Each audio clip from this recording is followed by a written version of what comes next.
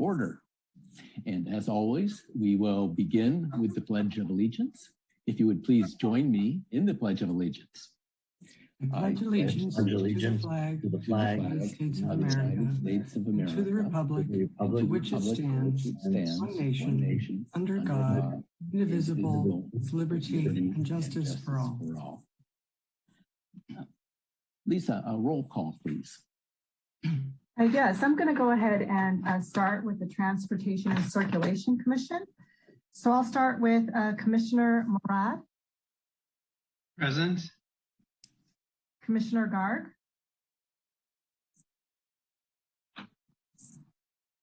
Commissioner Fairclough. Present. Commissioner Baker. Here. And Chair Nierenberg. Present.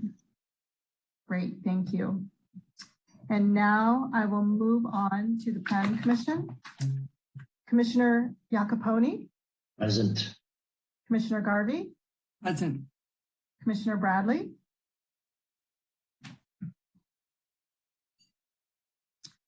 And Vice Chair Clements will be joining us, but she will be joining us just a few minutes, so I want the record to reflect that. Then Chair Roof. Present. Hello. Thank you. Bradley here. Great, Don. Thank you. I have you Just down on made the it. roll call. Wonderful. Thank you. Had a little trouble getting in.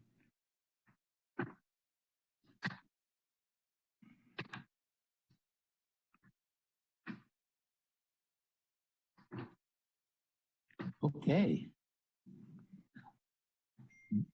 Well, so the next section of our meeting is the public comment period, and public comment is limited to items. This section, public comment, is limited to items that are not on the agenda. The Commission may briefly respond to statements made or questions posed as allowed by the Brown Act. However, the Commission's general policy is to refer items to staff for attention or have a matter placed on a future Commission agenda for more comprehensive action or report. So is there anyone in the waiting room who would like to speak on an item that is not on the agenda? If there is, you can press *9 or raise your hand. Not at this time. Okay. Thank you, Sarah. In that case, the next part of our meeting is the study session, where we will receive a presentation on the Eastside Innovation District Vision Plan Strategies, or the 10 Big Moves. And just to orient everyone, we'll start off with the presentation from staff, and then there'll be a period where the Planning Commission and Traffic and Circulation Commission members can ask clarifying questions. Then we'll open for public comment. Then we'll close public comment, and we'll have a final session of deliberation among the Planning Commission and Traffic and Circulation Commission members before we close the meeting. So, Lisa, would staff like to begin their presentation? Thank you, Chair Roof and Chair Nierenberg, and to all Transportation and Circulation Commissioners and Planning Commissioners, thank you for joining us this evening at this joint study session to share with you and to dive a little bit more deeply into the 10 big moves that will be discussed as part of the Eastside Innovation District Vision Plan.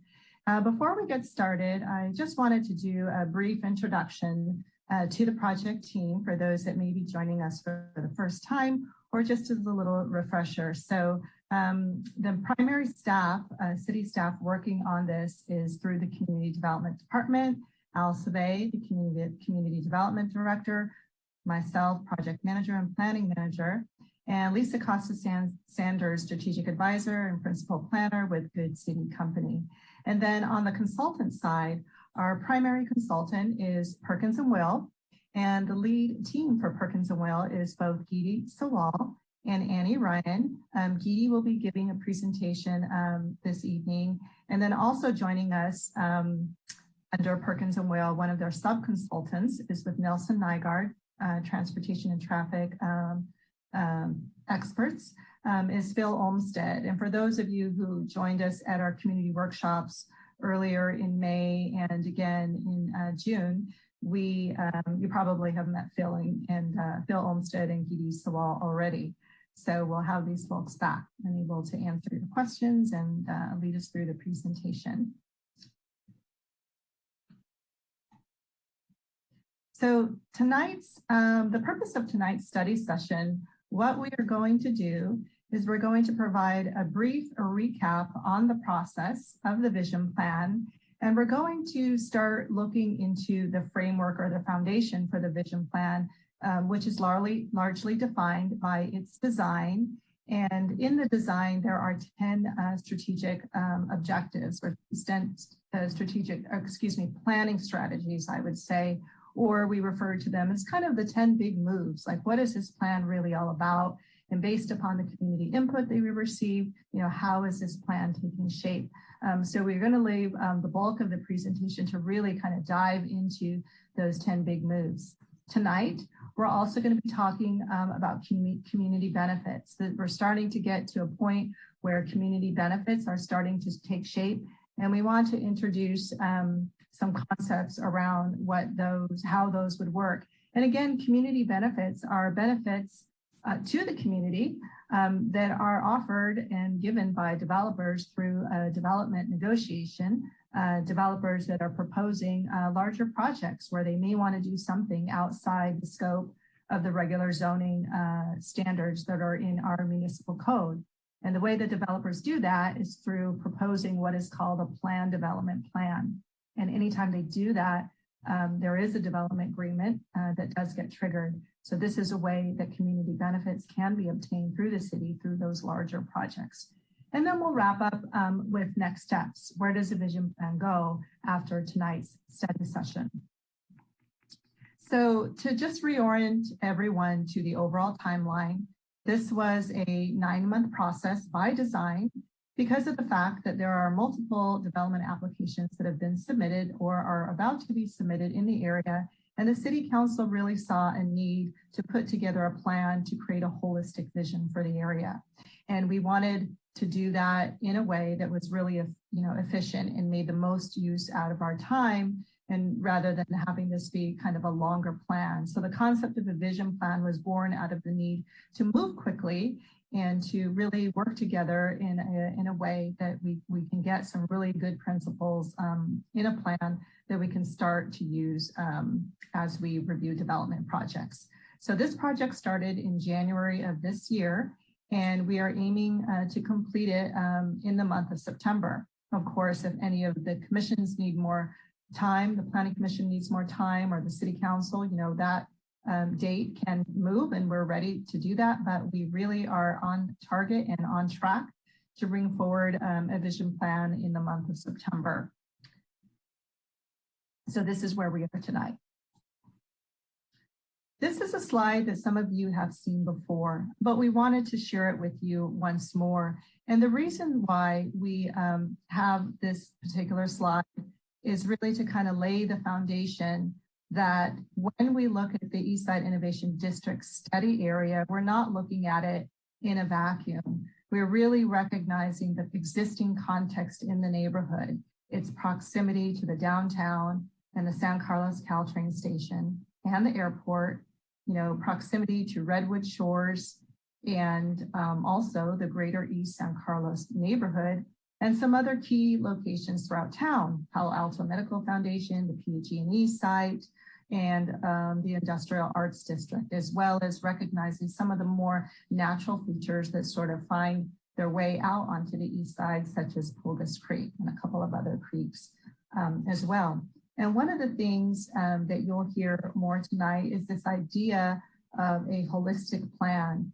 This means, again, that we're not just looking at this area with a very firm, discrete boundary. This is the boundary of the vision plan, but everything that is anticipated in the vision plan is done in a way to take into consideration everything that is around it, recognizing that this is a part of our community, one piece, but it's within the fabric of the much larger community of San Carlos.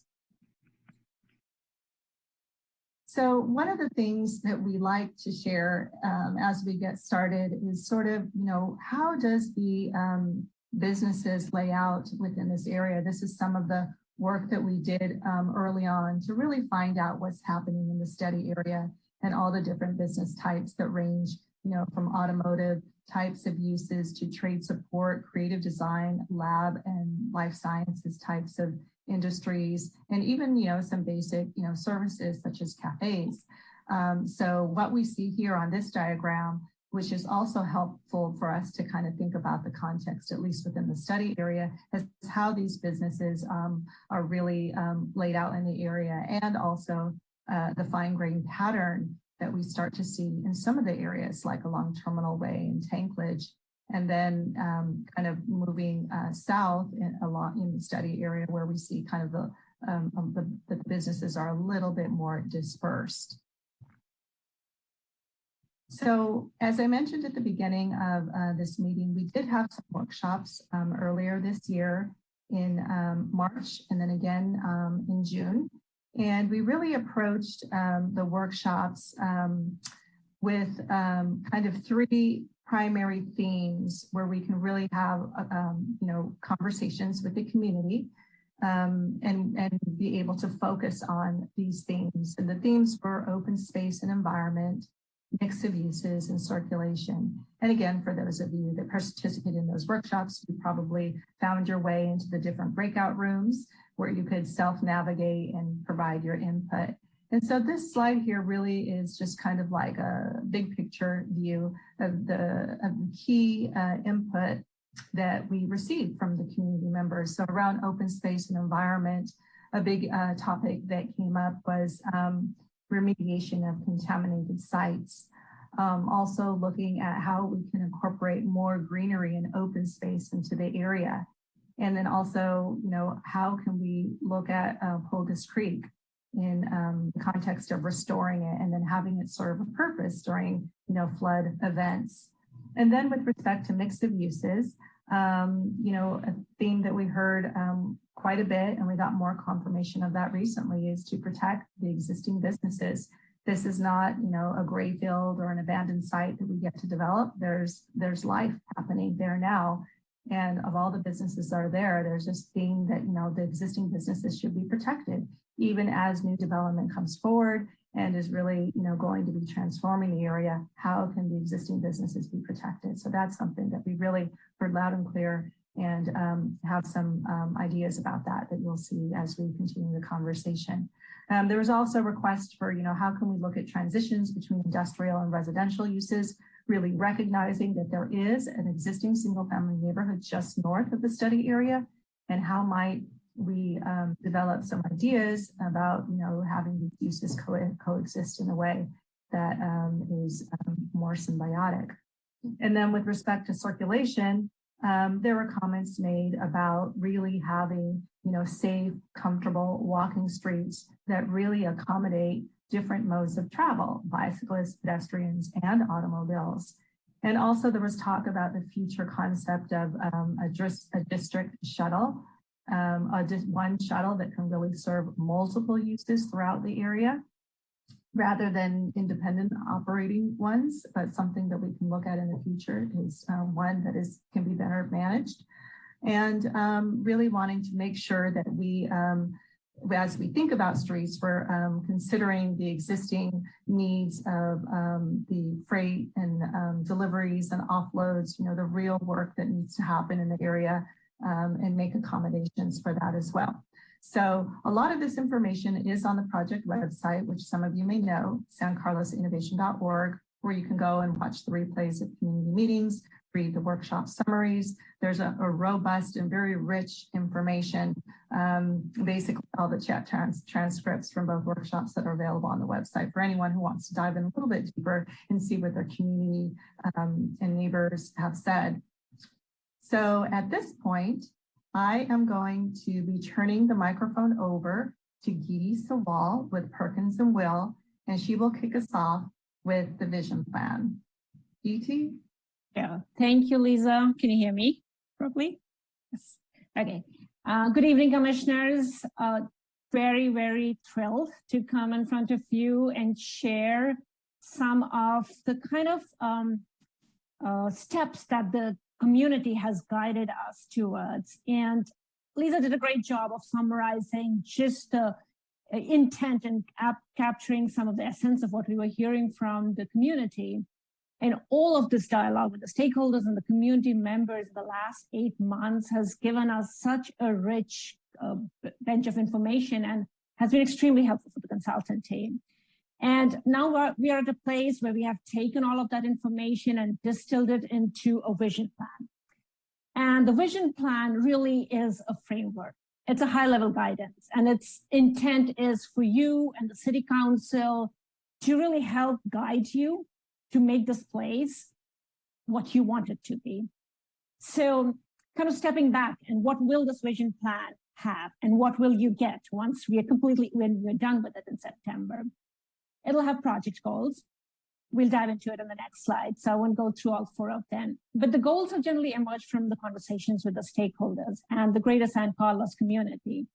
And they have built from the council's original direction last year in commissioning this planning process and kind of codifying their aspiration is to establish a holistic roadmap for new development and for existing developments to kind of coexist and to find a way to kind of better serve all of these kind of businesses such that it meets their needs and it helps them thrive as we kind of move along. The second kind of aspect of the vision plan is really the foundational teams. And like Lisa just mentioned, all of the feedback that we were getting from the community fell under these general buckets of open space and environment, mix of uses, and circulation. So we've kept those kind of foundational themes, and we've moved to the real 10 big moves that the city should take to reach these project goals. You'll see as we walk through them, they're action-oriented, and the aim is to kind of address the specific feedback received from the community with creative and bold strategies. And we need your feedback on these today as we go through each one of them. The fourth and the fifth element is really about the strategies that are made up of principles. And the principles will give the decision makers and the city staff an indication of what actions to take and what tools they have at their disposal and what objective standards they should defer to when reviewing future development in this district. And the principles are kind of complemented with community benefits framework, which is intended to, again, help the decision makers like you have a clear list of benefits that the community wants. And to make sure that this district kind of delivers on those aspirations of the community from this district. And if you keep that in mind as you review projects for entitlements, and so that the project goals are enabled as we move forward in future. Next, please. So how does this all come together? We've been kind of working towards these 4 large project goals: a vibrant mixed-use neighborhood, one that has safe and people-friendly streets, one that's surrounded by memorable and inspirational places and supports the kind of inherent enterprising character of the businesses in this district. And all of this kind of occurring in a resilient and nature-integrated environment such that every move you make responds to the climate change crisis we are all living in. Next, please. And the 10 big moves that you see listed over here, we'll walk through each one of them in the next slides, fall under 3 foundational themes we mentioned. There are 4 big moves under open space and environment. There are 3 under mix of uses, and there are 3 under circulation. Next, please. So starting with the first big move and kind of using the open space and environment as a foundational theme. The goal is to establish Industrial Road as a green boulevard. That's the first move we are recommending. The community has clearly expressed a desire for Industrial Road to be a more prominent front door to the district. One which is comfortable, it's tree-lined, it has sidewalks that have a distinct character, they have good lighting, feels safe and comfortable, and has an opportunity to kind of brand this innovation district along its sidewalk. And the hope is that the industrial road can be a functional green boulevard such that that becomes the identity of this district. And it creates a sense of place and takes an opportunity to weave nature into this innovation district. The hope is that, again, the street would announce as you kind of navigate your way up and down Industrial Road, and it kind of navigates through a number of different districts and cities, that you would know distinctively that you're in an innovation district because it would feel different. It would kind of announce a completely different experience and a character. And the hope is also that the stormwater line and the main that exists on the east side of the street can be leveraged to overlay the gray infrastructure with green infrastructure, and it's visible, and there's a conscious decision to really address some of the stormwater concerns in this district. Also looking for opportunities where we can enhance pedestrian safety and pedestrian comfort and make it more like a promenade. And we'll have more images of these kind of Industrial Boulevard as we walk through it in subsequent slides. Next slide, please. And we have a number of slides in this presentation, commissioners, which are very text heavy. The goal is not to walk through each word, but to help you understand that these are the kind of detail of the principles of strategies that we are putting in place so that you have the guidance you need once we are done with this work, and you have this as a reference as you're evaluating the entitlement packages. And just to kind of summarize it, I'll stay high level on these text-heavy slides. For the first move, the principles is to consider the streetscape elements on industrial roads, such as street trees, green infrastructure, and street furniture. Look for every opportunity to be able to deliver that. Look for branding opportunities to create a cohesive, kind of a distinct district identity, such that coordinates improvement, the streetscape elements like signages, banners, lighting, opportunities for public art, and other elements to be really coordinated so that it really announces a very, very unique kind of an experience on the street. Next slide, please. The second big move is to kind of establish an open space network. It's pretty evident, given the nature of this district, there really isn't a big space here that can be carved out to be a park or to have play fields. That's not what this district can achieve. So the consultant team and working with the city have been really careful to see what are the opportunities to weave in nature and really invite open space opportunities through this network that helps break the kind of bigger parcels and bigger kind of blocks and provides a very unique way of navigating through this district. And the goal is to kind of provide publicly accessible, connected open spaces and trails in the district to benefit both the existing fabric and the future users and to serve the greater San Carlos community.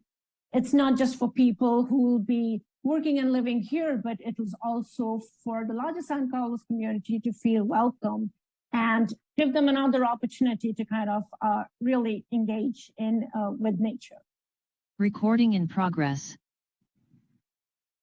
So the hope is, again, that we can envision a mix of open space types of different scales, from trails and linear parks that run between parcels and along the creek, and really form this larger connected open space network. Larger development parcels would be required to provide on-site open spaces, and smaller projects for whom it won't be feasible to kind of really put open space opportunities on the side, they could contribute to off-site open space developments. In particular, what you see in the kind of darker dashed green kind of line work here is what we call the discovery path.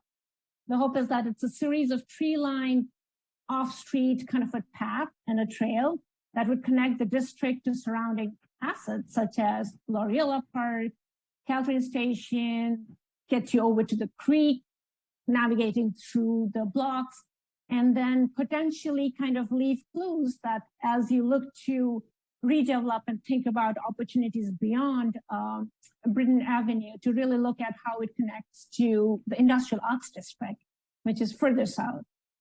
And like the hope is we can give people a safe and an attractive option to bike and walk to different open spaces.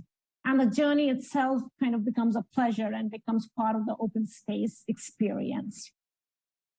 The larger development will definitely need to kind of set back to provide these trails and could be part of the kind of community benefit offering. Next slide, please. Here is an example of what this discovery path could entail. We've kind of placed a couple of precedent images that we've been inspired by, and the rail spurs that exist on the site are a possibility to explore for some of these paths, and they are a kind of 44 feet dimension, much like what you see in these images. The images that we have, they were kind of borrowed from in Emeryville Greenway in the city of Emeryville. And they are also in a former rail spur, which has been turned into a rail, and it's really a very loved community asset now in Emeryville. And we kind of want to imagine that trail or that kind of an open space path for San Carlos Innovation District. Next slide, please. And here are the principles that would help realize this open space network move. It'll be a guidance to staff and the decision makers like you on what type of open spaces to require of development, where to prioritize it, and a possible kind of suggestion for location of these open spaces. There's one opportunity on this, in this innovation district, to kind of look at a larger open space move. And that's the one and only city-owned parcel in this district, which is the Corporation Yard. The Corporation Yard has a use and definitely serves a purpose. But as we look to imagine the transformation of this innovation district, it's something for all of you to think about and the city council to debate is that the highest and best use in this district? And the community members have raised it as a possibility for thinking about it strategically to offer more. And could it serve the community for a longer term to kind of offer an opportunity for inviting nature and an open space, and what might that mean?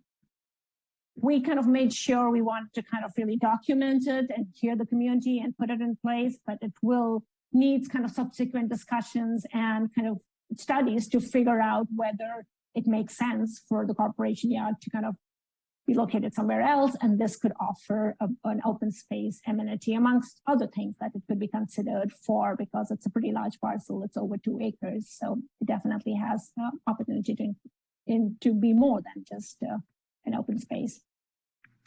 Next slide, please. And here is what these moves could look like for Industrial Road. We took a pass at trying to illustrate it. This is by no means a complete direction as to this is how we imagine it, but we wanted to leave you with graphics that would help give you a sense of what we are, the consultant team working with the city and kind of really building off of the feedback from the community, wanted to give you a sense of what the Industrial Road could really look like. And it could have these tree canopy along the street, stormwater infrastructure, and create a new green identity for the street. Next slide, please. Similarly, for Old County Road, open space moves could kind of dramatically transform the streetscape, and the future development character could be much greener, more resilient, and more people-friendly. Next slide, please.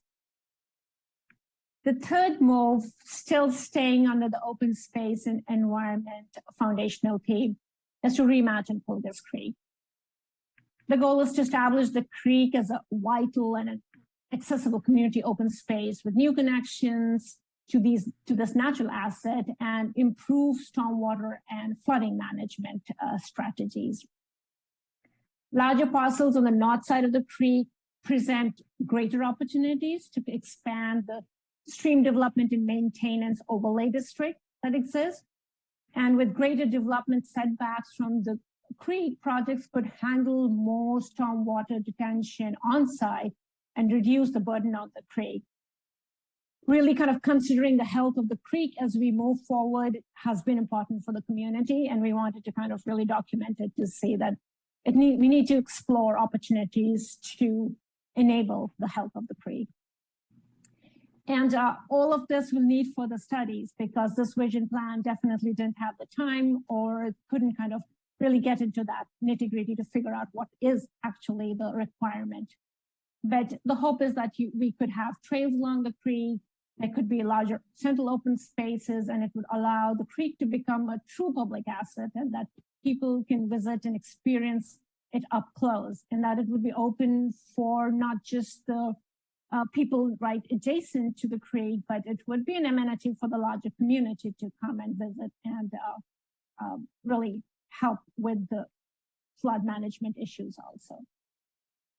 Next slide, please.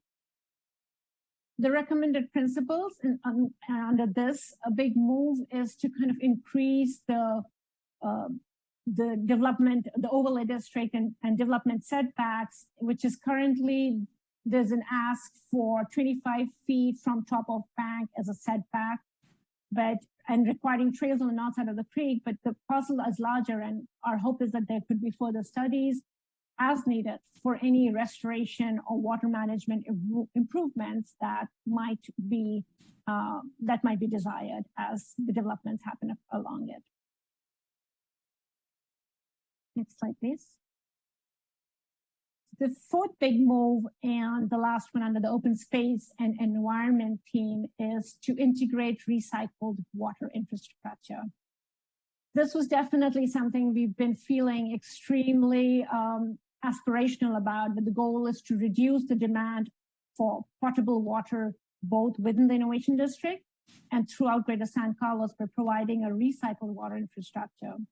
This, for the consultant team and for the city, was really important and something that we heard from the community. So it was very heartening to get the suggestion from the community itself.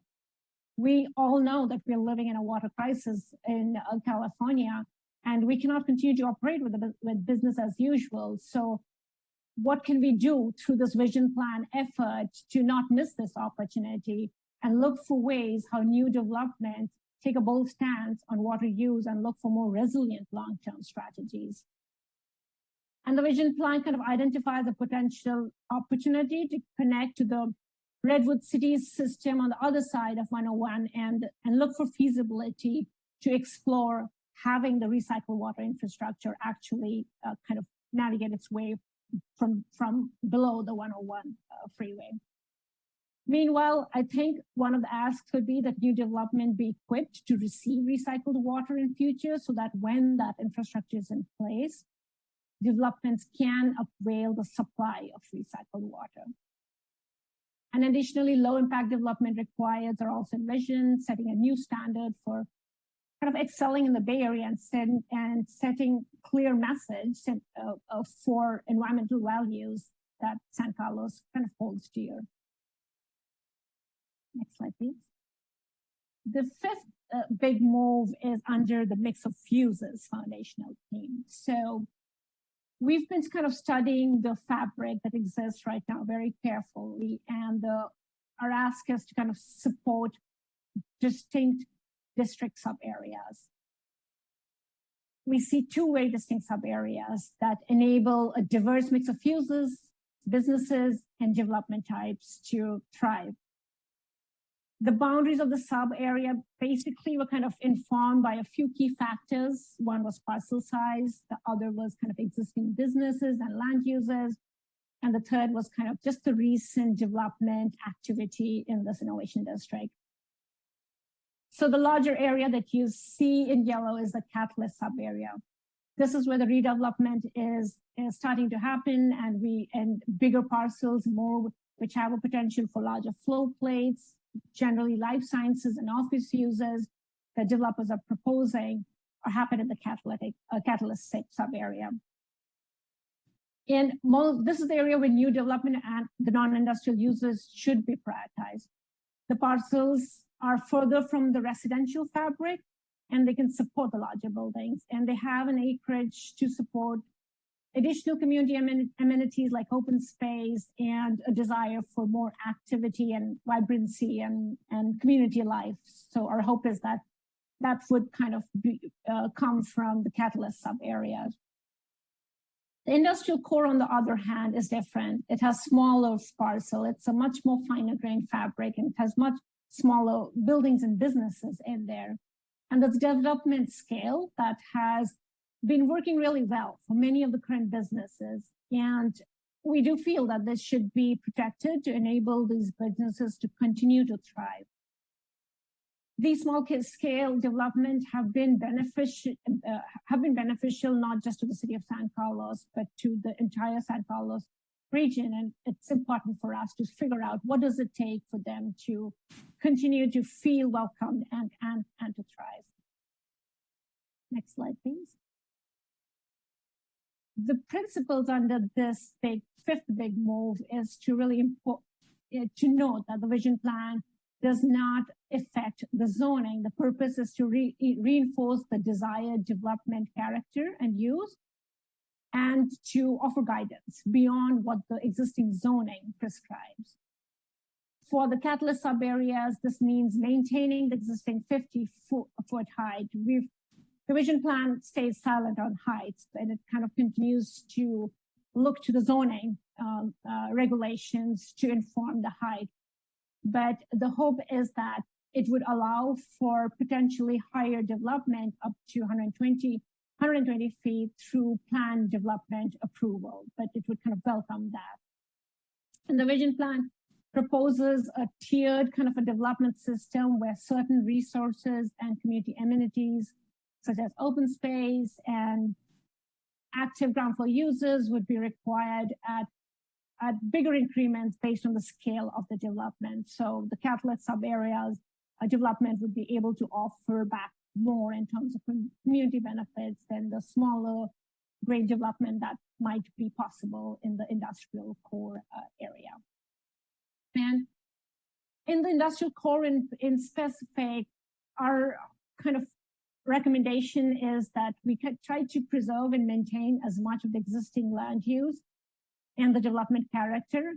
And one way we feel this can be achieved is through limiting how many parcels could be assembled to kind of make larger kind of moves and developments possible. And our hope is that maybe it's kind of restricted to no more than 10,000 square feet. So for example, some of the smaller parcels, smallest parcels in this industrial core area are a little less than 5,000 square feet. So maybe making a bold statement that no more than 2 of these smaller parcels get assembled, and that we really intentionally try to maintain the finer grain fabric of this place. Next slide, please. The sixth big move is to, and staying under mix of uses still, is to prioritize these kind of activity hubs, which are kind of spark of energy. So kind of look for segments and nodes where there can be more of the community offering ground floor use, community facing ground floor uses. And the hope is that these could provide the daily amenities and bring some vibrancy into this district and look to strengthen the social fabric of San Carlos. And this will mean kind of intentionally looking to define these locations, which we have taken a stab at identifying, and to define the kind of users that we feel are users that the community has shared with us that they would like to see in this innovation district, and encourage people to kind of walk and bike to these for their everyday needs to these activity hubs. And it would serve both the businesses there, but also the residential neighborhood next door, and also in many cases look to really invite the larger city of San Carlos community to come and explore this district. And these hubs could kind of really be connected to each other with a walkable loop, which you see us kind of really connecting all of these activity hubs, but also looking to strengthen the connection to downtown so that it really starts stitching some of the offerings of San Carlos in this area of the city. And it's important that any new activities in the district work in concert with downtown. It's by no means meant to kind of take over the life and the foot traffic from downtown, but build on the city assets like downtown, like the industrial district, and not to kind of compete with any of those offerings in those districts.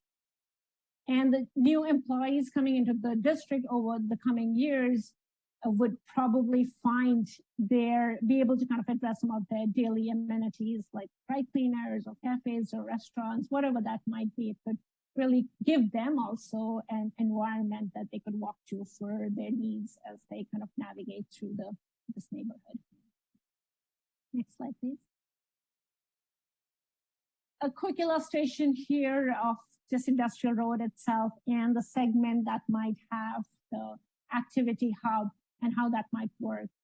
The hope is that there could be some consideration for setbacks to create more of a spill out zone for the ground floor users. And it's integrated well into the new development so that the ground floor could be more about inviting the community, but the development, life sciences focus of the office users could kind of exist in harmony on the floors above. Next slide, please. And illustration of Old County Road. The street is not envisioned to have quite as much activity as Industrial Road, but there could be just a few places where there could be an activity hub, and it could play an important role at the intersection with ground floor active users to kind of really work off of the underpass on Arroyo Seco and look to kind of make that another moment of pause as people navigate to downtown. Next slide, please. The principles that will be provided for further guidance to constitute this activity hub and the active users really are around where setbacks are desired and to create some additional kind of public gathering spaces that frame these active users and enliven the space.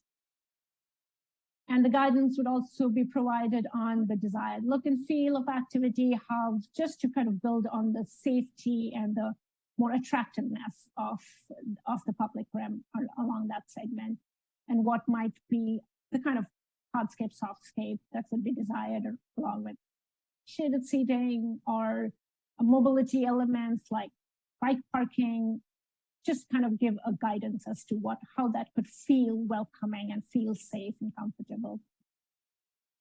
Next slide, please. The seventh big move is about fostering an inclusive business environment.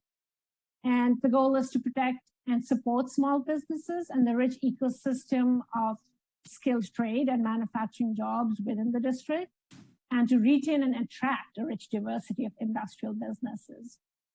We do know, and Lisa had shown in a quick snapshot, that this is an important economic engine of the city, and it serves a larger region. And also, as we've been kind of working on a number of innovation districts from across the nation, we do know that the bigger kind of footprints of life sciences innovation district need to be fueled by these smaller startup kind of enterprises that can exist in these warehouse and kind of settings. And we want that synergy to exist. They just kind of feed off of each other. And it's important for that fabric to be in close proximity to these larger, newer developments. So the hope is that we can provide a step-by-step approach so that as we move forward, once this vision plan is in place, the city can look to kind of create an inventory and catalog the industrial businesses in the district and know what is there today and what needs to be put in place for future, such that it informs any kind of economic and kind of market trends that you are seeing. and that it incentivizes new development to build or fund the creation of more industrial spaces of all scales, especially the smaller scale that we see here. This would be informed, again, we'll need analysis. There'll have to be next steps for all of you to kind of dive into and inform this process. And it'll need to work with existing businesses, and their voices have been strong, and it's been very encouraging to hear them and to understand how they see their district and what their hopes are for this district as we move forward. And Industrial Arts District in San Carlos itself offers a really good example, and there can be lessons to be learned from that organized kind of a community and organization. We've heard from the industrial core business, and the primary concerns are around parking and kind of waste removal. There, more conversations with the businesses would probably help us identify other ways that the city could leverage new development to support these users' need. But their hope is that we're not looking to beautify this place but to kind of provide the amenities and the elements that serve their needs. And there's a lot of freight travel that happens, and there's need for parking, and there's need for more safer sidewalks. And we hope that this vision plan, we want to kind of put those out there so that there's a recognition that these are amenities that need to be there for the businesses to thrive. Next slide, please. The eighth move is really about investing in a multimodal street. And the goal is to kind of promote safe and accessible walking and biking trips while balancing the freight circulation needs of the district's industrial commercial uses. Creating a street network that encourages all users to bike and walk over driving is critical. Our hope is that just being so close to the Caltrain station, we really find ways for people to navigate the first mile and last mile and not have resort to just driving from one move to the other, from one need to the other, but look to be able to really enjoy the kind of paths that are being created, which would feel welcoming for all. And the street hierarchy shown here furthers the goals of the city's bike and ped master plan and outlines more context-specific guidance for future streetscape improvements. The Industrial Road and the Old County Road envisioned as the two primary connectors of the district.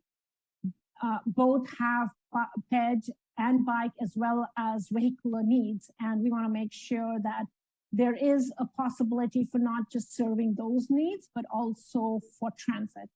There's conversation around sand trains wanting to have a route along Industrial Road, and that's something we want to be sure that is enabled to be able to provide transit services and routes in this district.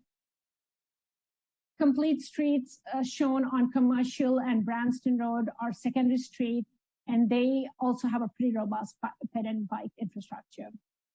The Industrial Core streets, in the Industrial Core sub-district, the streets are more like our working streets, and we want to kind of, they tend to be narrower, and the hope is that we have narrower setback and there is less constraints in them being able to conduct their business. And there is special consideration to make sure that's not hindered or that continues to be served. Finally, the non-vehicular connections are these mid-block routes that we talked about in terms of Discovery Path, and that they break the district blocks and provide a more walkable dimension and create more access points across the district for people to navigate through the district. Next slide, please. This graphic, again, going back to Industrial Road, illustrates how the kind of right-of-way itself wants to be envisioned, and it's a more complete multimodal vision, which has buffered bike lanes, it has mid-block crossings, and non-vehicular connection between parcels, and feels generous and feels kind of welcoming with tree-lined sidewalks and encourages people to walk. So that the current image where you just see a whole kind of more of the vehicles movement served, but it kind of shifts that a little bit to really look to serve all modes and definitely welcome pedestrians. Next slide, please. The Old County Road shows a future cycle track running along the Caltrain side of the street. It's a new bicycle thoroughfare to and from Caltrain that's safe and it's protected and could connect to other destinations in San Carlos to the north and to the south. Next slide, please. It's important to recognize the kind of nuanced role of streets in the district. In the industrial core sub areas, streets are used by large trucks and there are curbside loading activities that take place that are critical for businesses.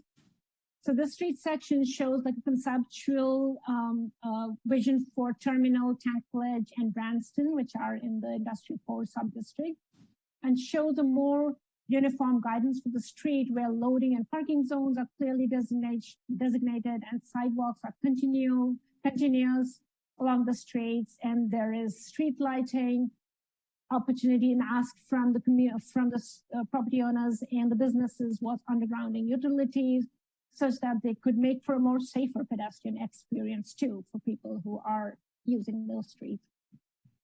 And the baseline streetscape improvement could be covered by a new development occurring elsewhere in the district. I mean, there'll have to be definitely studies to see how you can fund and finance some of these moves.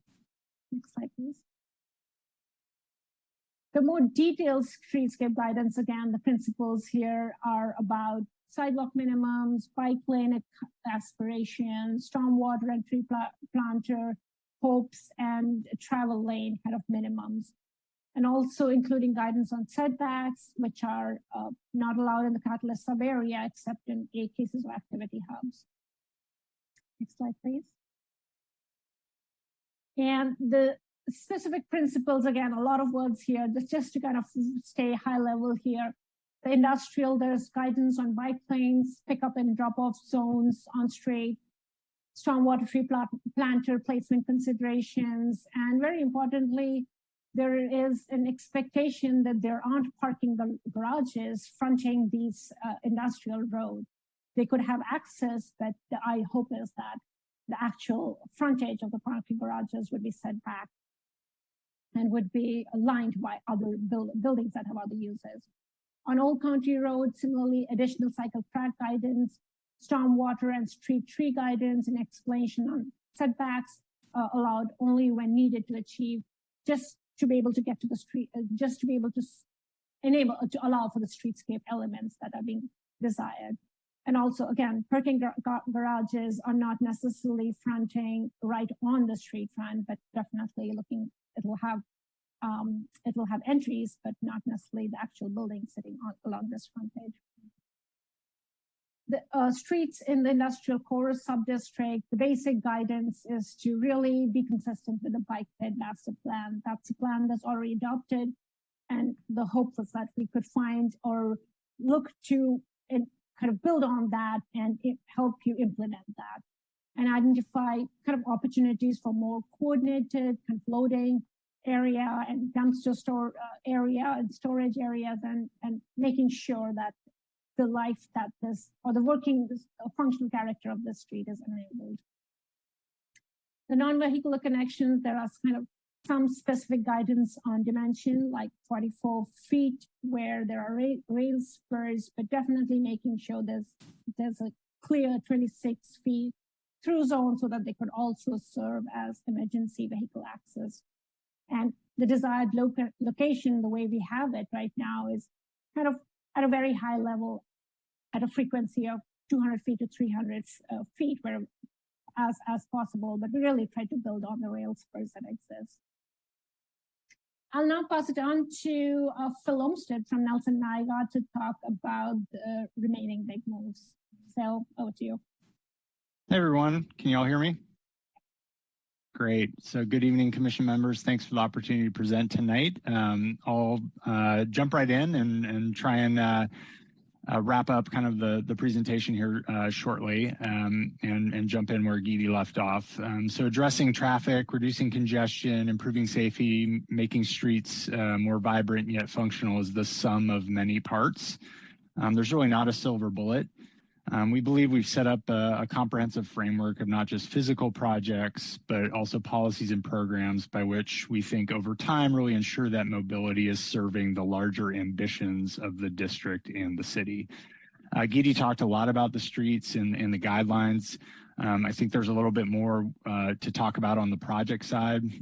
We think it's an interesting idea worth exploring potentially a little bit more is terminal and tanklage, rethinking some of the flows on those streets. Going one way might buy us some more room, not only to preserve the core business functions, but potentially better serve them with some more room to rationalize and formalize some of the parking and loading activities, while also bringing in some of those street amenities, safety treatments that I think we all want.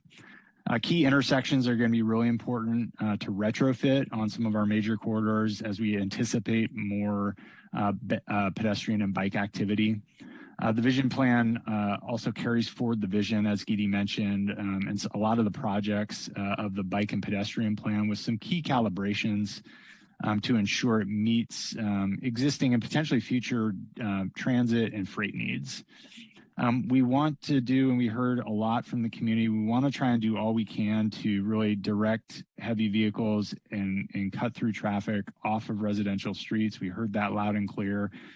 The challenge I think we're grappling with and the city will need to kind of grapple with and evaluate those trade-offs is those streets are part of the overall network, and restricting access to certain streets could have ripple effects across the broader network and potentially put strain on other corridors. So we're really trying to think through creative ways, both on the project front and the policy front, to thread that needle. I think there's some interesting examples that cities like Portland have done, not just with physical infrastructure, but slow street style interventions that do a lot to reduce those safety issues, but still allow for overall network circulation. Next slide. Programs and new services are also part of the solution set in bringing multimodal streets. Are we communicating the mobility options that people have and the enhanced routes that they have, the enhanced connections that they have through good wayfinding? Can we look to smaller complementary strategies like bike share or scooter share as a way to really improve that connection, not just within the district, but to Caltrain and to downtown? The trick, of course, with those types of services is finding the right operating model, the right service plan to really make them cost effective. Next slide. So much, our ninth big move, so much of our traffic reduction strategies have to start way upstream with the development program. It's really, really crucial. We have to define the right policies and requirements to offer mobility options, so an increasing share of our trips to and from and within the district are not by single occupancy vehicles. That really starts with your trip reduction, or what we call transportation demand management requirements for new developments. You guys have a great starting point with your current code. It's how we calibrate it to this district to make sure that you're clear about expectations for the developers, for the tenants, for the employers, that they have an obligation to reduce trips and vehicle trips. The most successful districts that Gidi's talked about, they leverage each other, knowing that our smaller employers, our smaller property owners, our smaller businesses can't fund or operate mobility programs on their own. So collective action through what we call a transportation management agency is really a great way for the district to operationalize key programs for policies and commuters and potentially residents. Shuttles have come up a lot. So between this slide and the next, we don't think, again, they are not the silver bullet. In fact, I would say a new district shuttle is maybe not your first move.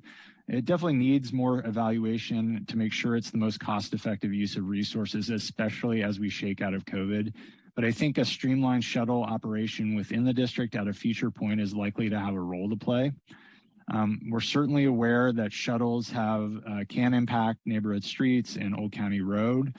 It's our thinking that for this vision plan, that it would potentially be problematic for the future district not to preserve multiple access points for future shuttles to the station.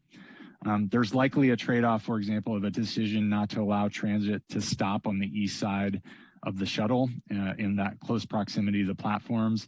There's likely some impacts in terms of travel time for riders, operational costs for shuttle operators, for even potential future Samtrans service. So we think through some strategic service planning, potential enhancements to stop locations, it could actually allow for more efficient operations, additional room to get that activity out of the travel lanes and off of the areas it's not supposed to be. Next slide. And I'll wrap up. Or sorry, you can jump to the next one. I kind of covered that one.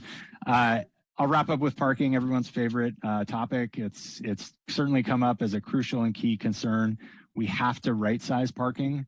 Too little parking is going to make it hard for the district to function effectively. Too much parking, though, is going to make it harder to reduce that congestion upstream.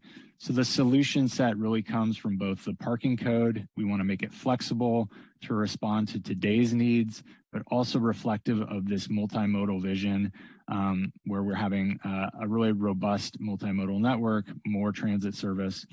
We want to maximize shared parking and create that park once environment that Keedy mentioned. The vision is some nodes of parking that can serve more than just one reserved user. We want to maximize that investment. It costs $30,000 to $40,000 to $50,000 to build a parking space. We want to make sure that that's working as much as it can for the district. And finally, we need to manage parking proactively. So bringing the latest tools, technologies, and systems to ensure that our prime on-street spaces are directed to the right mix of loading and parking activity for the right mix of residents, employees, and customers. And I'll stop there. We had a big presentation. I think that's it, but we're happy to take, I think, questions now, right? No. Oh, no, sorry. Oh, no, geez. I'll jump in here. Okay, so, sorry, Keedy. Continue on.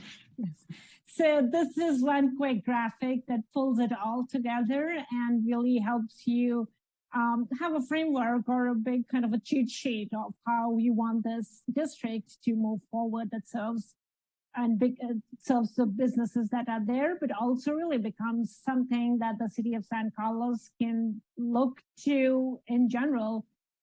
Look to kind of visit and aspire for this to be more welcoming for the larger community. So that's a quick graphic that kind of pulls all of those moves together. And with that, I want to kind of move the conversation to community benefits, and I'm going to turn it over to Al to speak about the community benefits. Thank you, DT. And good evening, Chair Ruth, Chair Nuremberg, members of the Planning Commission and Transportation and Circulation Commission. I'm Al Civeda, Community Development Director. And I'll talk a little bit about community benefits. And in general, when a developer comes in, you can either develop to what the zoning code says, and there are certain improvements that come along with new development. It may be undergrounding of utilities or better sidewalks in front of the development project, new trees and things like that. But it's a very common practice for cities to say, okay, if you want more height or square footage, you can do that through something called a planned development permit from a city. And that triggers then additional benefits for the community. And so how do you secure those additional community benefits above what would normally be baseline requirements and things that you would ask for with a regular development project? So there's a number of different categories. So what we would do as a city is say, okay, so you want to go above and beyond the zoning, and we would say, okay, we will discuss with you how to do that. Here are our priorities for community benefits in our city. And there's a number of ways that cities can secure those benefits. They could be on-site community benefits. That might be something like a daycare, a park, other community amenities that the community can benefit from that are built on site. It could be a fund. Let's say the community says that childcare is an issue in the city of San Carlos, and we want to assist in the creation of childcare services and additional places for kids to go for childcare. Well, that can be set up through an ongoing funding mechanism. It could be a one-time payment that's managed by the organization, by the city over a number of years. Also, let's say there's on-site problems. For instance, we've heard and we know that environmental sustainability and environmental cleanup is very important, and that we have a number of issues in this area. Normally, we would require developers to clean sites up. There's other entities that oversee those cleanup efforts. But let's say you want to do something additional or add some additional cleanup on site or make some changes on site. Well, you can solve these on site issues above and beyond what would normally be required by mitigations for the environment. And then beyond that, we talked a lot about, Phil talked about things like new streets and sidewalks, and these are what we refer to as infrastructure improvements. And generally, what cities say is, we kind of know what needs to be done in the area, and so you have to pay a fee into this fund to make these improvements, to improve sidewalks and intersections throughout the community. However, the city could say, well, we want to implement our bicycle master plan at a certain percentage, or go beyond what would normally be required for the development's fair share of improvement costs. So a city can ask for more. And so these are kind of the different categories that are available to cities to look out for community benefits. Now, how do you actually secure those benefits? How do you do that? Well, our city council has a number of different options, and one way would be to prioritize specific benefits in our community in each category on a regular basis. As you may know, our council has a regular strategic planning effort, and they meet once a year. They talk about community issues, and they strategize for how community and city resources should be spent to realize some of those goals. They also have a 2-year budget process and a mid-year budget process. And so these are milestone events that could be used by our council to see what's happening in the community, to look at the strategy list or the priority list that's on the table, and make decisions for on a short-term basis for these projects. How do we know how much we should be asking for as a community? What's the dollar value? And so what we do for every project is we do a financial feasibility analysis of the benefits that go beyond what the regular zoning is. For instance, if a developer is adding another 100,000 square feet above the zoning, there's a financial benefit to that developer in doing that. There's more leasable area, and we can quantify what that dollar value is. And in doing so, it helps the city to negotiate these community benefits. Next slide, please. So in terms of some of the plan elements, we've heard a number of different things from the community. And as I noted earlier, there's some baseline things that a city will get just when a development comes in, new streets, various items that new trees and things like that clean up the area. These are baseline requirements. They might even be mitigations for environmental quality things.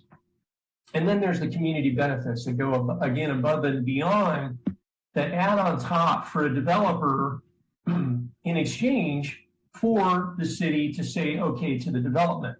So it's really a fair share for that additional development potential that they get. Next slide, please.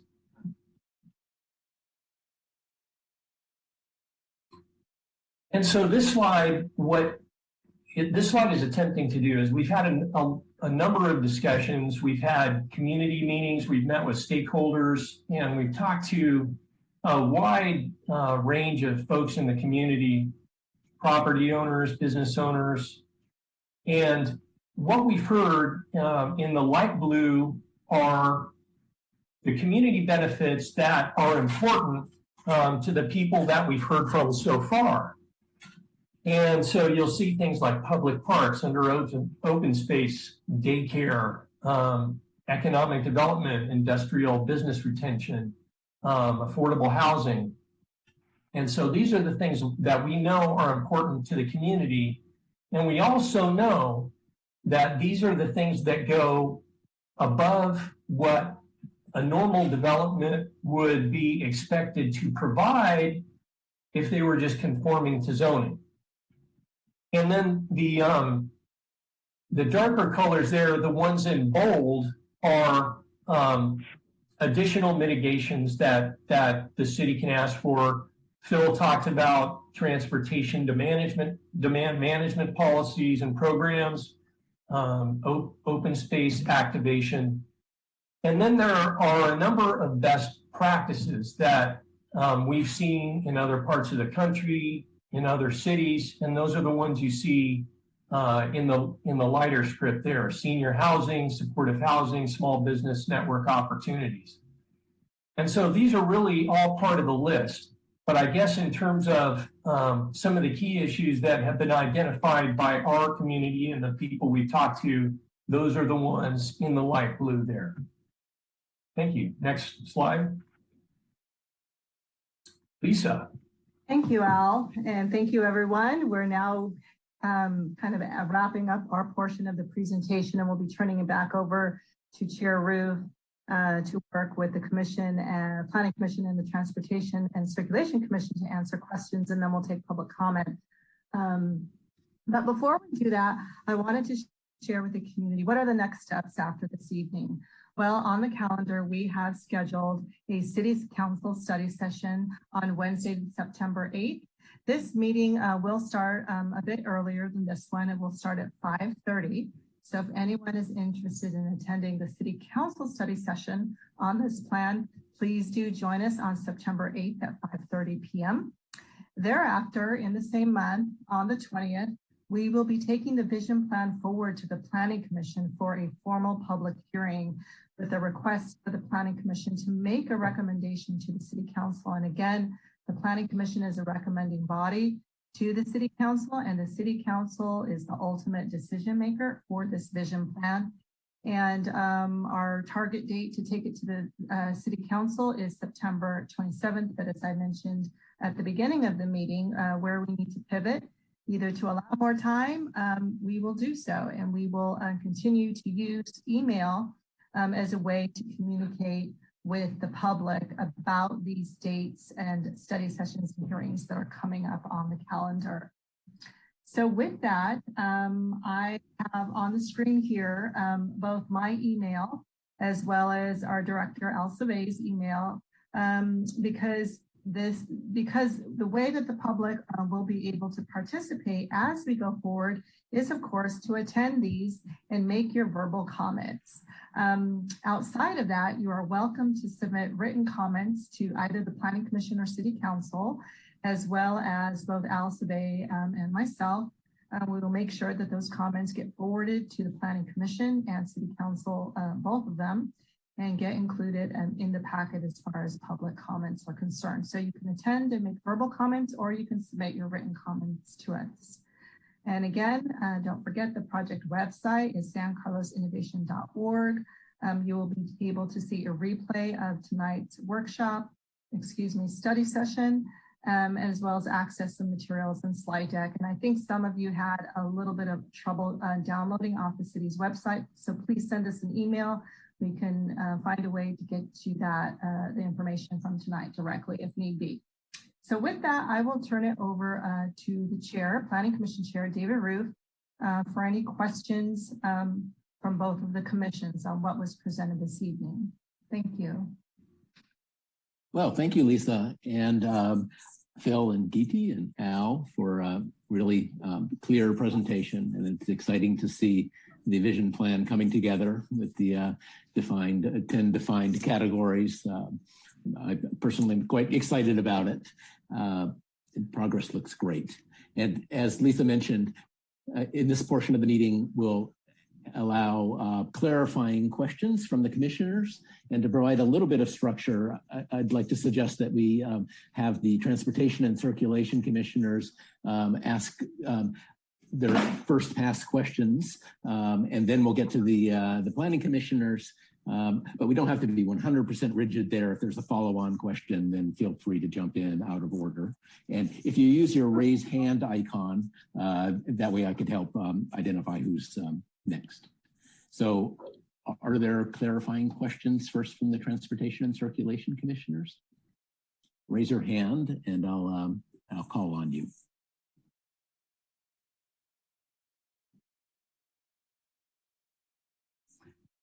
I see Sandy. Sandy Nierenberg, welcome. This is going to be a clarifying question about process. So are we only asking clarifying questions and not actually providing any substantive questions or comments right now? I think it's any question goes as far as deliberation, trying to prioritize, identify themes that we agree on. The deliberation will happen after the public comment session. Okay. So I have I guess a couple clarifying questions. So the first one being, was there any consideration given to addressing traffic improvements for the east-west flow through the city? That is constantly an issue that comes up before our commission in terms especially of accessing 280. And with the amount of commercial space that's going to go in here, we have to anticipate that people are going to be trying to get over to the 280. And so what sort of consideration and thought was given to traffic flow outside of just this immediate district?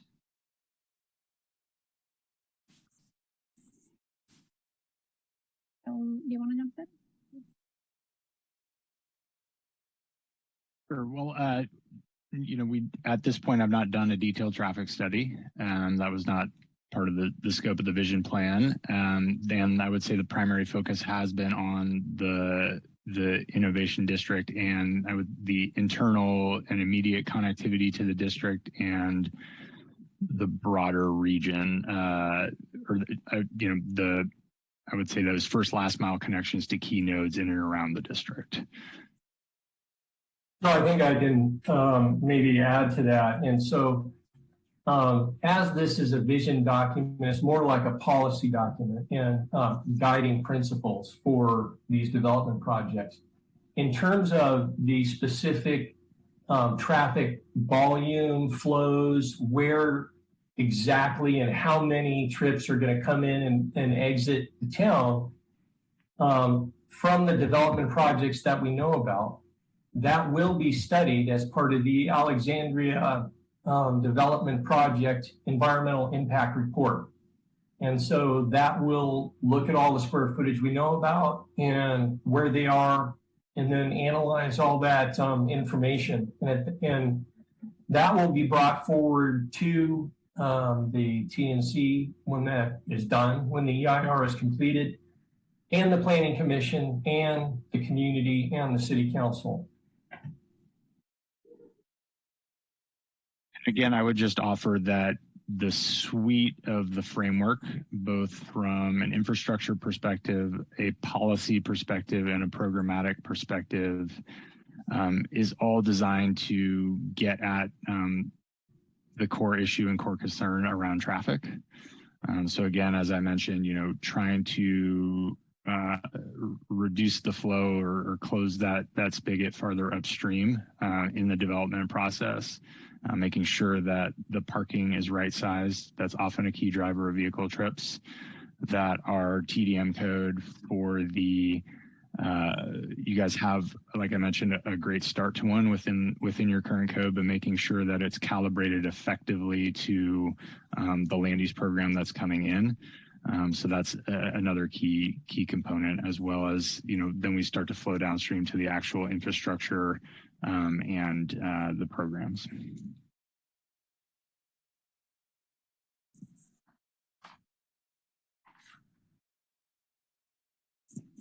Okay, I see that Matt Baker, did you have something to add? Your hand is raised. Yeah, I have it. It's not on this point though, so I should wait until we're done with this point. Or if there are follow-ups here. Mm-hmm. And Liron, you have a comment on this point? Yes, thank you. And can you hear me? I'm using a new microphone, so very clear. Great, thank you. So it builds on Sandy's question / comment, and recognizing that we will still have, studies, whether it's for individual projects or whether it's for the vision as a whole. I worry though that we don't have as a principle here the vision, in fact, that the projects in this district as a whole should have zero net impact on cut-through traffic in neighborhoods in San Carlos for the East-West. I don't think that anything other than having a zero impact is something we can consider. Thinking about bike traffic in the mornings when people commute to work, just having a bunch more cars cutting through streets like Howard, St. Francis, Eaton, going east-west in San Carlos will be a significant danger to pedestrians and bicycles, children going to schools like White Oaks Elementary. And I worry that in this vision, despite having so much thinking done about traffic in the region, there's no principle about traffic outside of the district, and I'd really love to see this adjusted to also include that as a principle. Okay, thank you. Let's see. Looking at the question, the people who've raised hands on from the Transportation and Circulation Commission, are there outstanding questions from the TNC? I just had a clarifying question. And I apologize if you covered this and I just missed it, but the vision plan is not envisioning any residents scattered throughout the development. It's entirely commercial, industrial. Am I wrong about that? No, that's correct. Okay.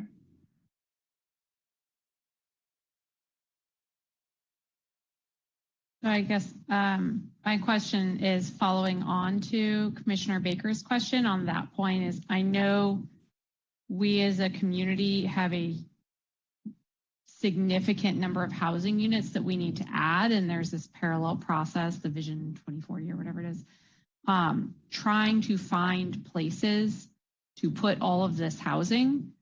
And so can we maybe just get an understanding to help us guide our further discussions on why housing is not considered? It just seems like a massive missed opportunity to not put any housing in this area.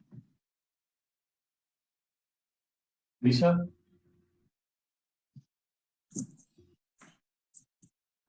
Thank you, Sandy, for the question. And certainly, yes, we are aware that we have a significantly higher RHNA number, which is a regional housing needs application. At the last housing element update, it was 596 units. And where we see ourselves today with this required allocation is at 2,735. So yes, it's a significant jump from where we've been in the past. So our approach to housing, and as you mentioned, through the separate project, San Carlos 2040.org, which is another project that we're currently working on, which is to update our housing element.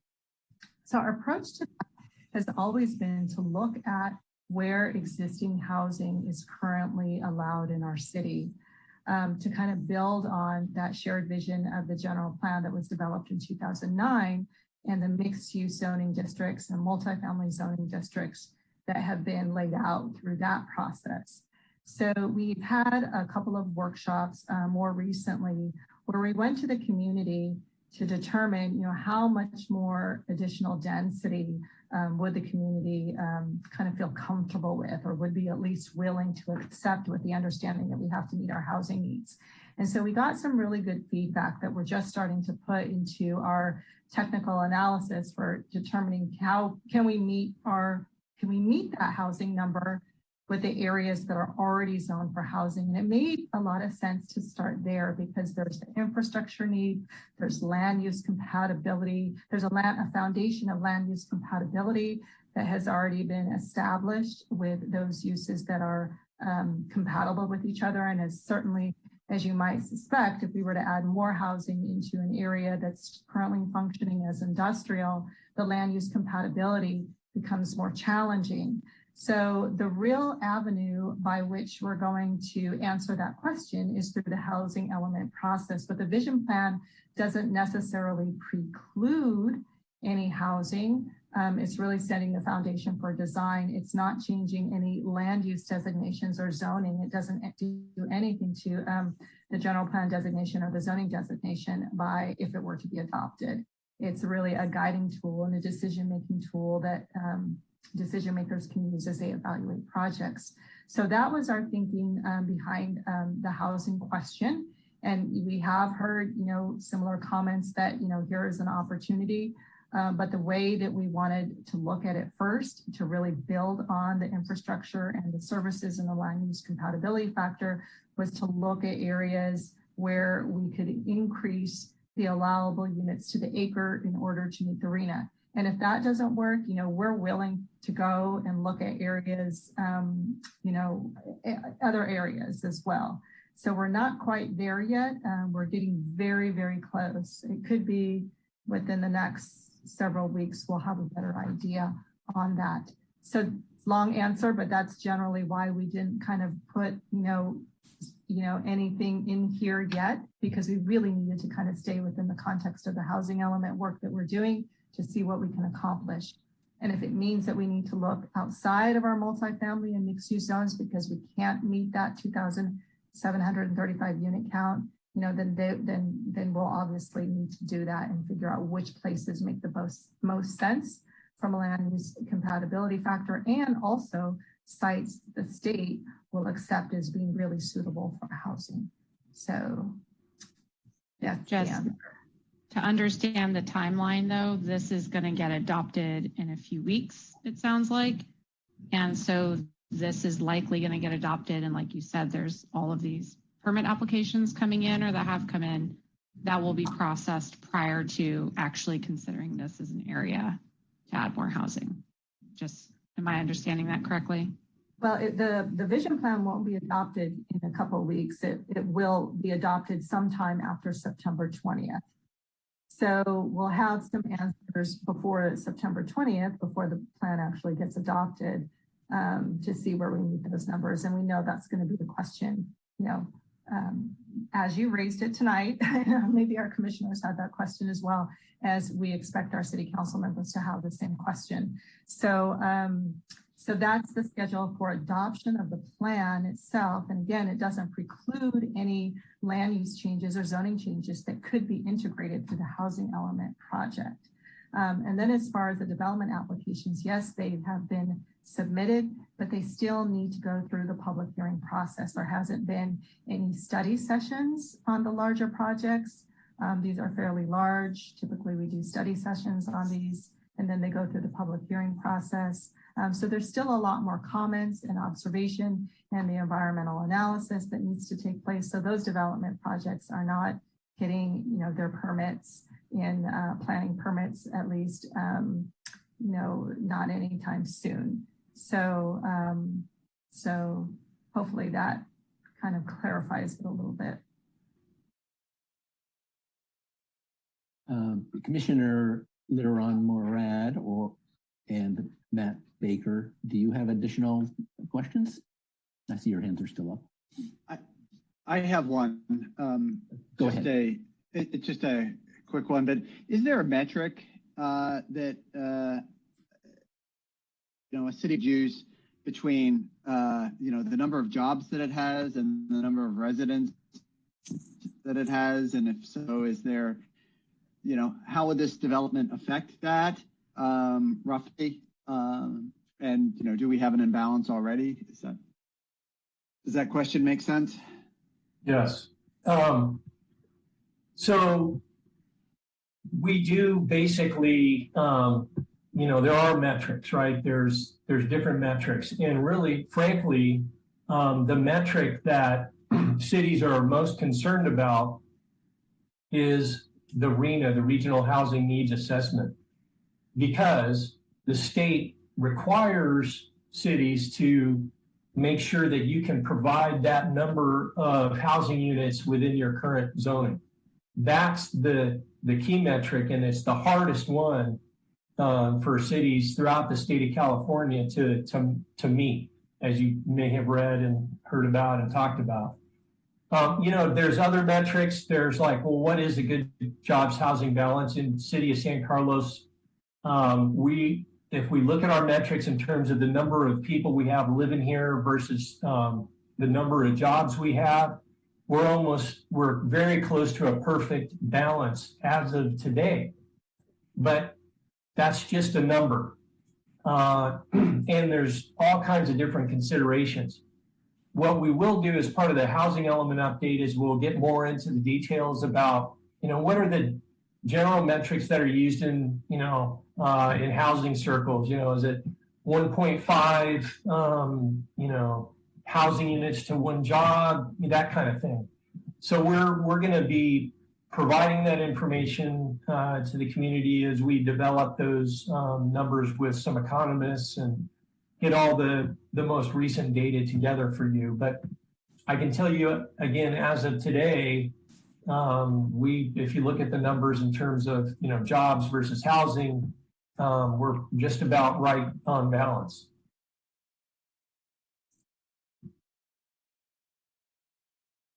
Thank you, Al. Let's move on with our questions. And I see Commissioner Kristen Clements, you have your hand raised. Thank you, Chair Ruth, and good evening, everyone. Thank you for all the work that's gone into this plan. I know it's been a long road and a lot of good community feedback that you've integrated kind of closely. I had a handful of questions, so I don't know if you want to kind of go around the circle. And I did want to commend the Transportation and Circulation Commissioners for the questions about housing and the jobs housing balance. And I just wanted to add another lens that I hope we'll talk about is the kinds of housing, the fit of the housing to the kinds of jobs that we've got here. And I think Al and Lisa have been doing a great job on the housing element work. So a couple of questions, if I could. I wanted to see if clarifying questions. There was a comment on Industrial Road that there was trees planned for one side of the road only, and a comment from the public like, shouldn't we do both sides of the road? And wondering if city staff could comment whether there was a technical reason or was it a budgetary kind of vision reason as to why trees on the east side only, or perhaps the consultants could answer. Sure. The intent is not to have just one-sided tree-lined sidewalk. The hope is that east side would have double row of trees, but the west side would have at least a single row of trees. So. Got it. Thank you. Another quick question, if I may, Chair Ruth. I had 4 total, if that's okay. I'm wondering if the way that Loyola Park plays within the vision and the pathways to Loyola, if Al or someone else from the city could comment about what's the thought about businesses and their connections to Loyola. I don't think that we, for instance, would say access to Loyola means that everybody gets out of their open space requirements. I heard Geeky say actually the opposite from the larger sites, that they would need to provide their own open space. But just wondering what the city's thought is about the population that park serves, and whether, the business community going there for lunch, for instance, is a compatible use. I guess I'll start, and maybe Yates or others can add to it. But you know, Loyola Park is a neighborhood park. I mean, that's, you know, surrounded by single family. It's you know, when you live near a park, it's kind of like your park, right? And I think people understand that. It's a lot of kids, you know, sports activities, and that kind of thing. So there's that acknowledgement. And for these larger development projects, they have the benefit of a large land area. And the way that they plan their functions and to make their space attractive to the workers that are there and get a high lease rate, they want to make their developments like a campus that you know, you can think back to like when we heard about Google and other tech companies trying to keep their employees on their sites, and by providing amenities and open space and you know, recreation opportunities on these big sites is possible and highly desirable to keep those employees on the site at lunch, after work, for meetings and things like that. So the idea that employees might want to go to a local neighborhood park if they have a brand new park with lots of amenities and activities and places to eat, you know, you can kind of see that, you know, that it might be less likely that those people would walk, you know, 15 minutes across town to go to a neighborhood park for that reason. So that's the concept with these developments is they want to see it, we want to see it, and we want these campuses to be open to the public. We want, if, for instance, if someone from the greater East San Carlos neighborhood did want to go to this park on this campus, that they would have the opportunity to do that. In that mobility, the ability for them to bike or walk from their neighborhood over to this park would be easy for them. So that's something that's different that we're seeing in the marketplace. What we found in our discovery process, investigative process at the beginning of the plan was that, you know, in the 80s, 90s, and early 2000s, these campuses were walled off from the community, and they may have had some parks and recreational opportunities, but they were secured, and you couldn't go and enjoy those if you were just a member of the city or the community. And so that's also a big change in the dynamic that we'll be asking these developments as they move forward in the future. So I think that's just almost just a start to this question, but hopefully I helped to clarify it a little bit. You did, thank you. And I'm happy to hear about the intended porosity of their sites and hopefully a net gain for the public use. Two more quick questions about kind of interfacing with a neighborhood. One is about parking, and you know, it's a classic question. If you've got a lot of demand on the periphery of a neighborhood, what are the tools you use inside the neighborhood to ensure that there's not unintended consequences for them to get overflow street parking that's free and stays there all the time? So are the parking permits in place, or you know, what kinds of tools do we see that could be complementary to the businesses going up in that area? So we do have a parking permit plan for the greater East San Carlos neighborhood, and it was a result of complaints over the years of the business, the folks that were using the businesses and you know, people parking commercial vehicles and things in the neighborhood. And so the city worked with the greater East San Carlos neighborhood to establish the city's first residential permit parking program. It's been in operation for just a couple of years, I guess 2-3 years now. And it's a paid program. You get the permits, and it's actually been working pretty well. I'm not maybe as closely connected to it as maybe Stephen Machida and his team is, but that seems to be, you know, it's began to solve some of those issues. On the other side of the coin, what we've heard from some of the businesses in that area is they're complaining about overflow parking too. People coming that aren't necessarily clients of their businesses, people coming in from the outside, parking, overnight or doing other things. And so, there's a commercial component to this too. And commuters, perhaps even commuters. So there's kind of two sides to that coin. Right. Thank you for that. And then one more question. Thank you, Chair Roof, for bearing with me. Is talking just about the interface between the residential, which is definitely low rise in that area, and kind of the higher, what could be higher rise, maybe not right adjacent, but not very far away. Does the plan or does the zoning code or potentially forthcoming design guidelines deal with that kind of that interface and how to address those two uses in a compatible way?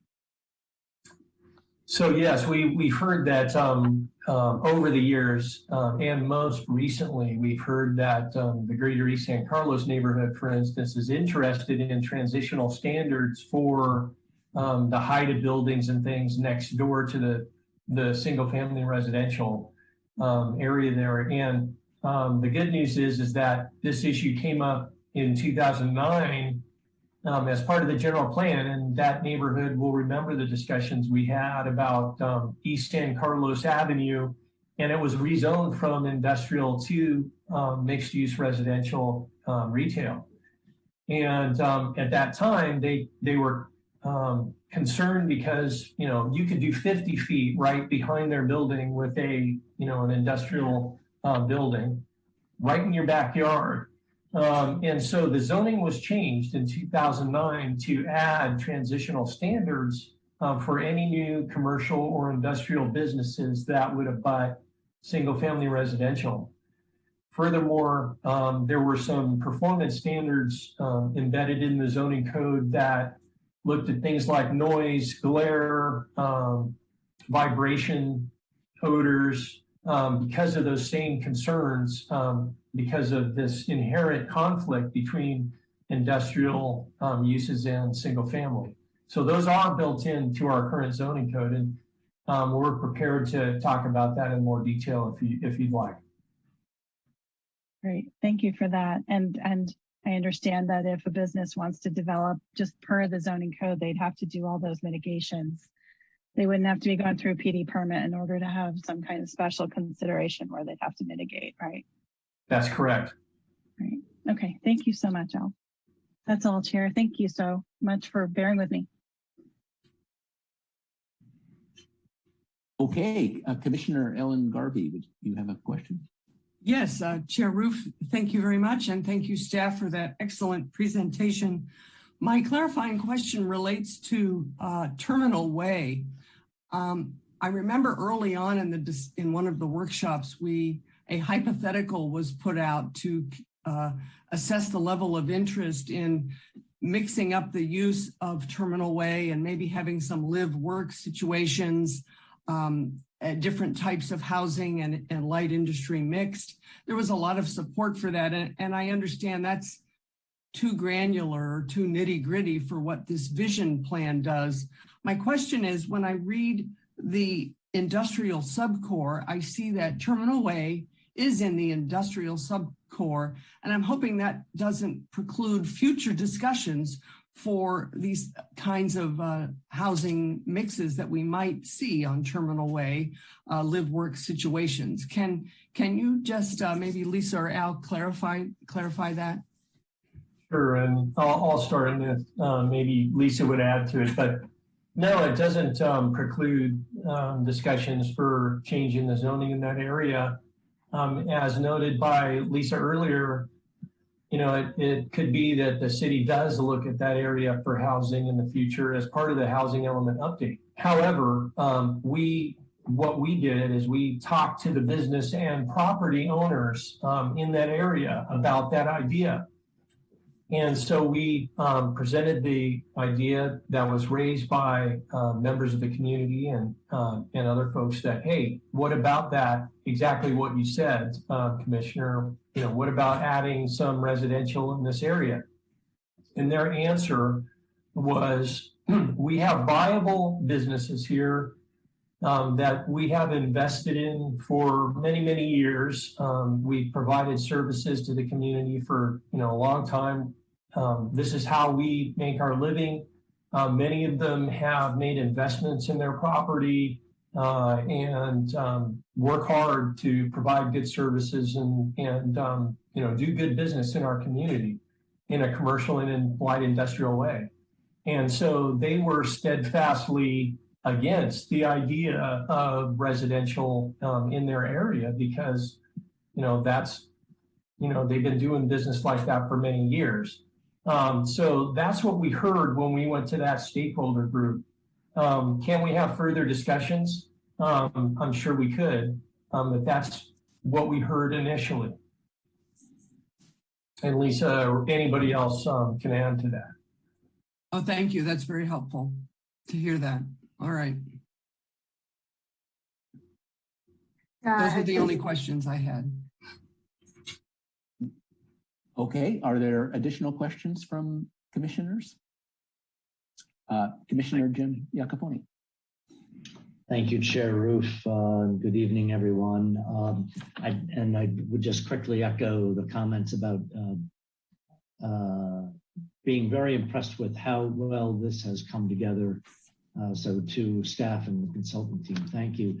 My interest early in the presentation and would like to was around this notion of buffers, and I would like to thank Commissioner Clements for the question. And Al, beginning of your answer, it strikes me that if I were to have said there's one missing in the principles or the aspirations of that were laid out, it would have been to either make sure that the existing transition between the community and the core industrial area is maintained or even enhanced, and therefore a challenge to this commission and city council to see what more might be done to make that buffer area even better.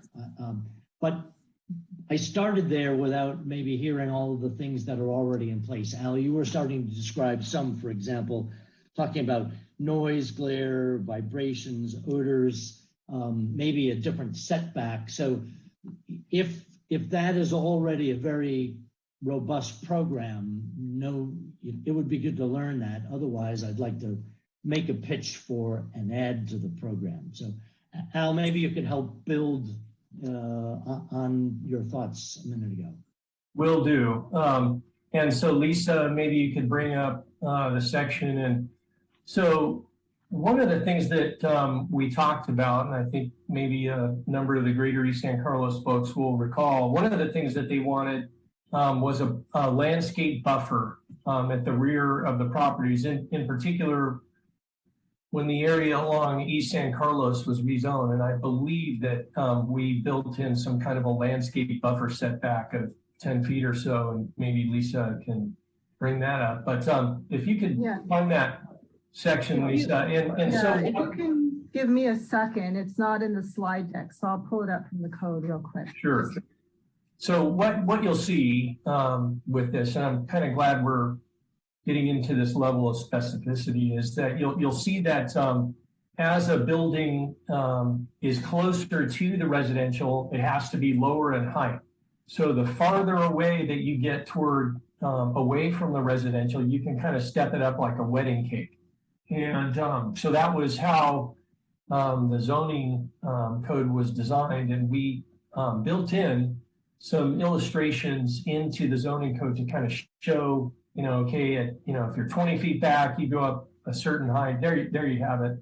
What does it say there at the back? Is that it's hard to read. It's a little blurry there. What is that 10-foot setback? That's a landscape. See that tree there? that's that 10-foot landscape setback that the neighborhood wanted. So that was built into the code. And then as you can see, it's a 30-foot maximum. Now, a height of a 2-story home is about 28 feet. And the idea was that that part of the building would need to be compatible with the maximum height of a single family home. And then if you went 40 feet, you go to 40, and 50 feet away up to 50. And so essentially that's what was built into our zoning code. And I just also wanted to point out that the rear yard setback would be 30 feet. And on the single family housing side, our rear setback requirement is 15 feet, at least 15 feet.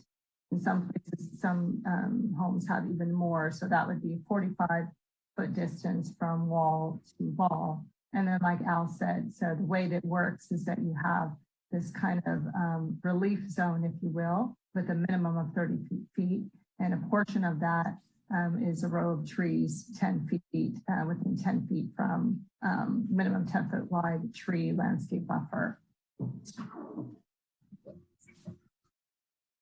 Diagrams helpful. Lisa, sorry if I could elaborate on that quickly. Can ADUs be built in the setback though? Well, this would be for the commercial. No, I mean for the single family in the 15-foot setback. An ADU, it could be, yes, you can have a detached garage with an ADU above it. The state allows 4 foot. For state law, right? For state law. Thank you. Correct. Okay. Mm-hmm. So I guess the question. Sorry, Al, could I just ask, when we do the housing element, will there be an opportunity for public comment on that part of the zoning code to see what's worked, what might not have worked, what else we might do, and therefore is it appropriate to just kind of hold further discussion for the housing element, or are we not going to get there when we touch on that? Will it be part of the housing element at all? What do you think, Lisa? Jim, I'm sorry, I was just switching between screens, and I just want to make sure I understand your question. Is your question about, well, how, can you restate your question? Yeah, sure. I apologize. I'm probably mixing the two topics, but I'm just, I'll go back to, in this plan, there's an opportunity to test whether that transition zone between residential and this area, it takes the learnings of the recent years as well as best practice elsewhere in the country. If we've done that, great. If not, and then I'm wondering, is this the opportunity to make that case and ask that an aspiration be put in this plan, or will we get to considerations such as this when we get to the housing element? Okay. And maybe they're not related. So just and Lisa, maybe I'll jump in because I think I better understand it too. Okay. So I think that I think it's a good point. And will you have another shot at talking about housing next to industrial or commercial or these specific streets? Maybe not. We're going to be looking at mostly compatibility between higher residential zones and lower residential zones and stuff like that. So if you wanted to add something into this to strive to do better than what's on the table, then this is a good time to add those aspirational statements or policies at this time. Okay, very good. Thank you. That was the question I had, and the context you've all provided was very helpful. So yeah. We'll save then the rest for deliberation. Thank you. So I don't see another hand raised. Yes, please. Commissioner Bradley, go ahead. And then I have a question. Thank you. I want to commend the Perkins and Will for a good document here, and the staff for, as usual, excellent presentation, and welcome the Transportation Commission to this meeting. and thank my fellow commissioners for covering most of the things I was going to say. But one thing I'm concerned about is like Alexandria's got a great project coming here, but I believe they said they were going to have 5,000 employees and 3,000 some parking spaces provided. And do we think that's enough? And considering that there are going to be other large projects coming in too with land area at a premium, and they can't go too far down because water table, I'm sure. And the other just comment was that most of you have covered now is the idea of a buffer between the industrial zone and the existing single family residential that's been in place for a long time. There, just a comment. But thank you all. Thank you for the question. So with regard to the Alexandria project, what they have provided, and I think we have other staff that can be more specific, but they essentially conform to the zoning requirements at this time for the number of parking spaces per the number of employees that they would have. And so they have two large parking structures, so a lot of parking. One of the concepts that has been put into this document is this idea of shared district parking. And maybe Phil could talk a little bit more about that because it's an intriguing idea. And then on top of that, many of these parking garages, maybe in a few years, they might be obsolete in terms of the number of spaces that are provided because we're seeing autonomous vehicles usage increase and things like Waymo and other technologies where it could be that these things lay fallow at some point. And so how do you, then the city ends up with this kind of a half-empty building, and so does the business. And they're extremely expensive to build.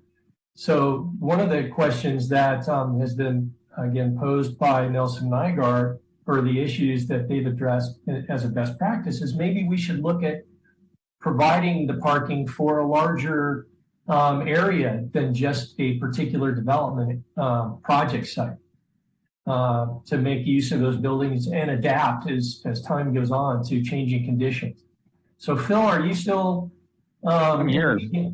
Yeah, no. Talk to that a little bit. Yeah, no, it's I think a pretty good summary. I think the most successful districts we see that are really trying to bring that multimodal ethos, reduce congestion, think smart about parking, get the most out of the land, are doing so, bringing a district parking program. So doing more than just having single parcels with their own reserved parking that no one can access at any other time.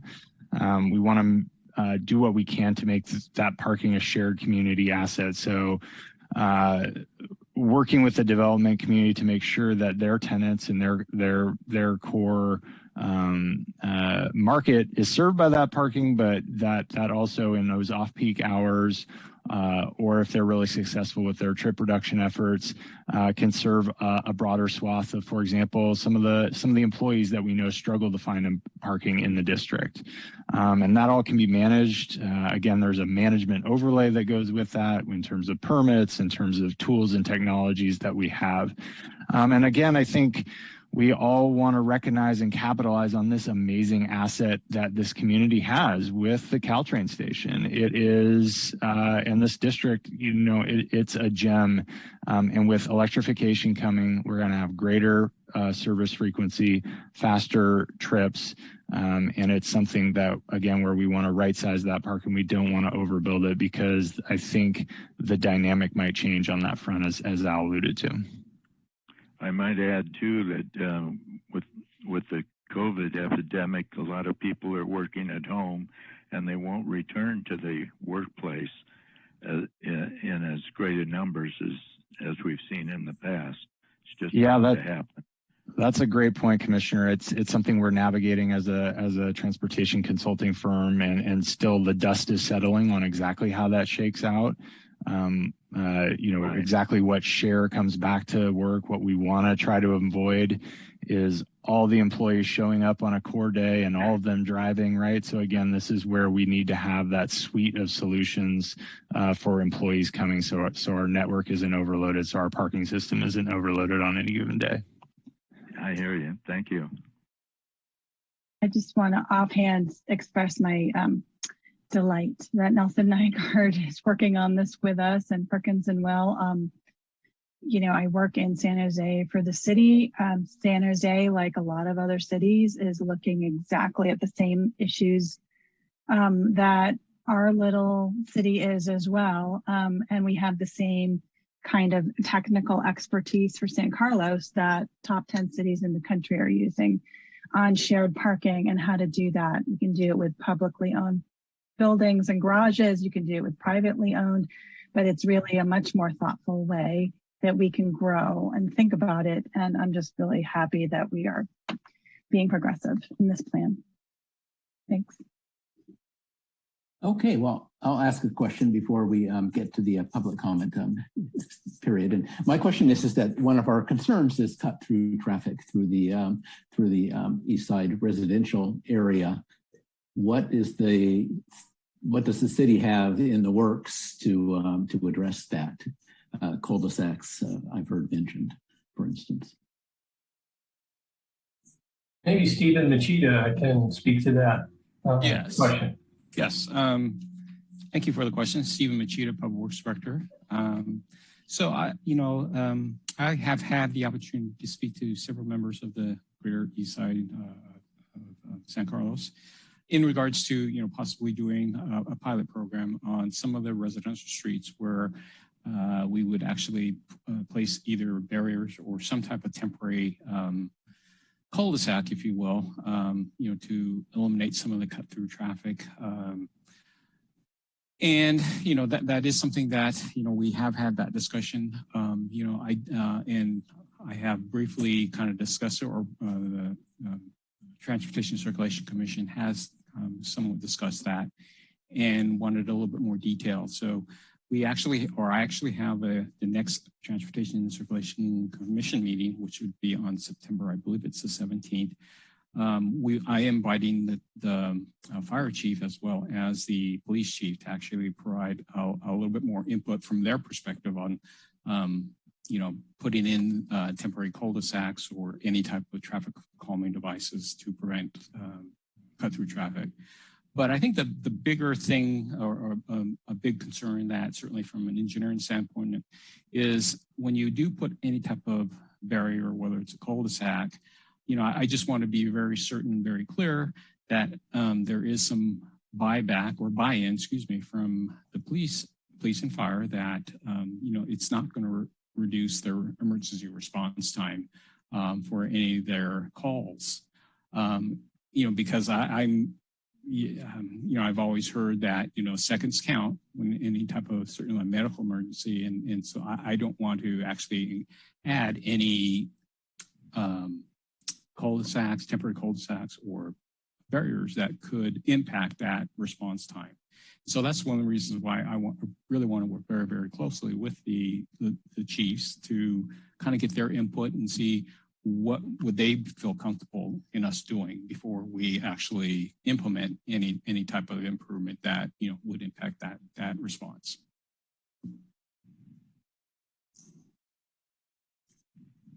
Okay, thank you.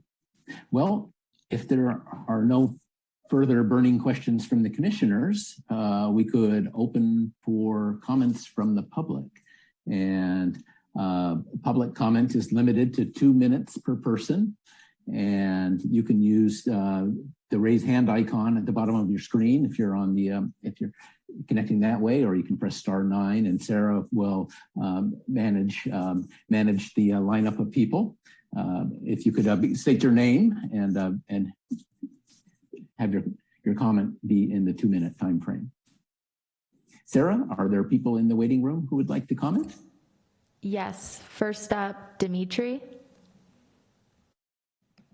Welcome, Dimitri.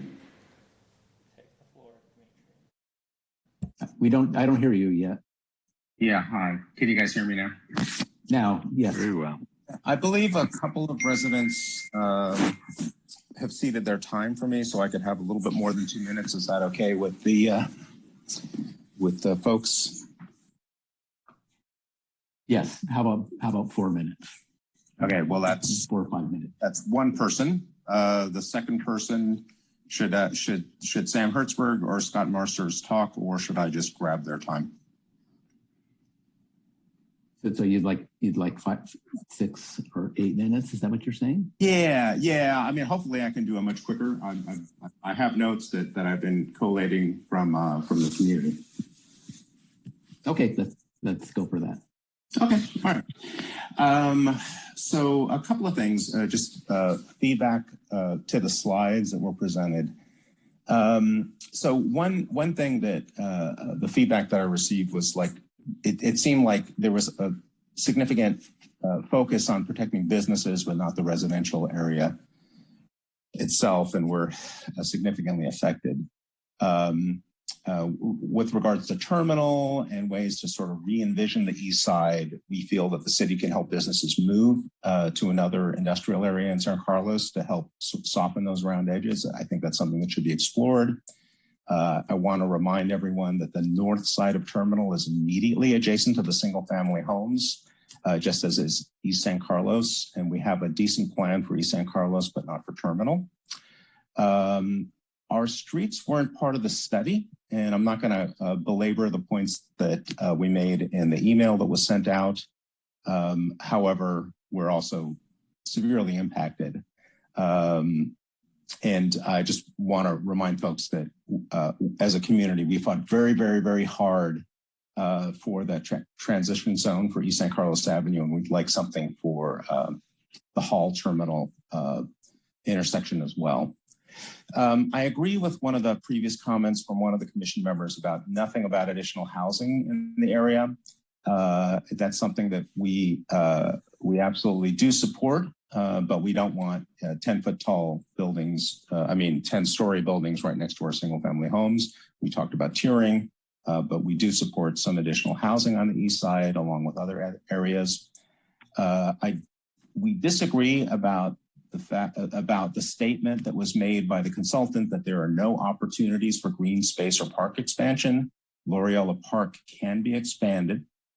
The high school district owns a large parcel immediately adjacent to L'Oreal Park, and we feel that that's an opportunity that was not presented that should be considered. Shuttles was kind of glossed over in the slides, but I think it's really, really important that in the slide deck, it talked about expanding transit at McHugh and Old County Road. I gave the traffic consultant an earful in an earlier meeting regarding this, but we have an agreement with the city about no new shuttles on Old County Road, and we actually did some study, driving the routes.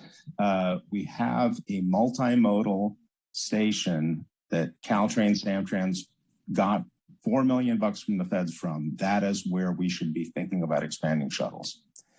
When we talk about community, there's a lot of discussion about community in the slides.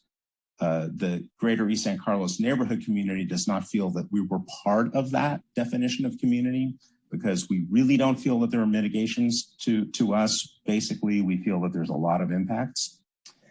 Regarding toxics, someone mentioned the bathtub effect. Basically, if we don't actually deal with the source and root source of the problem and the fact that there are significant toxins in our water table and in the underground water, I forget what you call it specifically, that by building bathtubs underneath each of these areas, you're only going to push the toxics to adjacent properties, since that's something that really needs to be studied. And then regarding traffic, there was nothing about, there is definitely the potential of 10 to 15,000 additional cars in this, that will hit our community and San Carlos as a whole. and one of the traffic and circulation committee members bringing up the issue of east-west traffic and connectivity to 80. That was absolutely spot on. That's an issue that really needs to be thought through, because there's going to be a significant impact on Britain. And we need to think about connection to 280 from San Carlos as well. Someone mentioned no impact with the amount of new cars and the amount of new jobs. That's really, really just not possible. There's going to be an impact, and we have to plan for it. And we also wanted to bring up the fact that while we are really happy that we have a parking program, it's not enforced regularly, and it's significantly a problem. Al mentioned the Alexandria campus EIR as a way to cover a lot of issues as it pertains to toxins and as it pertains to traffic, but that's just the Alexandria complex. It's not the 11 other planned developments on the east side. So I think we have to be honest about that. Loyola Park, as was mentioned in the email, is a 12 and under sports activities area. So we provided a lot of feedback from a lot of people about Loyola Park, and we're really, really surprised given that the consultants and staff talked about lots of community input. All of the community input was, hey, why are you sort of forcing a pedestrian and bicycle path through our residential community with a significant impact onto it and onto a park that really supports 12 and under kids. So I'm just really surprised that it's being represented as community feedback here. And then just to kind of wrap things up, we have talked for over a decade about preserving the integrity of Greater East San Carlos, our residential community, while allowing development in the industrial areas. We've talked about softening those hard edges with trees along the perimeter of our community. We've talked about tree-lined streets. We've talked about improving pedestrian crossings between north and south of Holly. We'd like to see more of that provided in this vision plan. We've talked about the partial cul-de-sacs, and Scott Marshers, who is a former planning commission member, has spent a lot of time on this. What we're talking about is partial cul-de-sacs set back from the corners to allow businesses to be able to have the ability to go in and out. We've put a lot of time and effort into this, and I'm a little concerned that it seems like the city is basically concerned about even doing a trial experiment to see how things work. Loyola Park expansion, again, this was a main talking point that we've talked about for 10 years. I'm really surprised that it's not part of the slides. The high school property that's an ideal opportunity for us to expand open space on the east side. And environmental remediation, again, these are our basic talking points that we've talked about for well over a decade. In our analysis, none of the planned developments had any type of environmental impact report statements. As a matter of fact, the Alexandria complex, when we reviewed it, they did not check box toxins on 2 known sites that are known to have significant cancer-causing chemicals and are known to be spewing those chemicals into the creek. And our city staff did not think that that was something that should be studied. And it was only after community input that got entered. And that, frankly, given the amount of effort that this community has put towards really trying to raise awareness, is something that is extremely bothersome to me. So we are talking, just the Alexandria complex alone is 1.75 million square feet of office space. They're talking about something like 7,000 new jobs. This is transformational for this community. This is transformational for all of San Carlos and for the Bay Area, and we need to really do this right. And we really need to get the feedback from everyone and not cherry pick information. So I stand by the comments that we sent in. I think it was about 8 pages of information, very deeply researched. And I hope everyone takes a close look at that and we work collaboratively to coming up with solutions that will actually improve the quality of life instead of really make the greater East San Carlos neighborhood, face yet another existential threat. So thank you very much. Okay, thank you. Sarah, next caller in the waiting room, please. David Tusman. Welcome, David. Two minutes, please. Okay. Hey, my name is David Tusman. I'm a resident of San Carlos. Thanks for the presentation. I thought it was great. I've seen the consultants in various workshops I've attended. I really like that the commissioners of both transportation, circulation, and planning seem to really hear the consultant when they warned about the oversupply of parking, which will in fact lead to more car trips and add to the congestion everyone's worried about, and even warning against shuttles and aiming to more leverage and support and invest in the public transit infrastructure we already have. And so I'm glad to see the commissioners taking that to heart.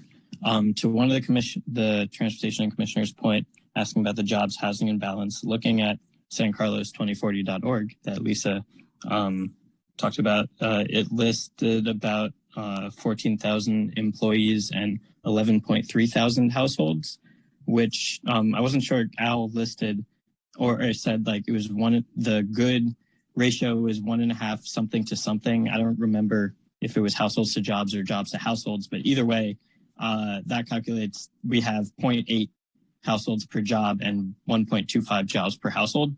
So by either way I heard it, it sounds like we're still not in a good place.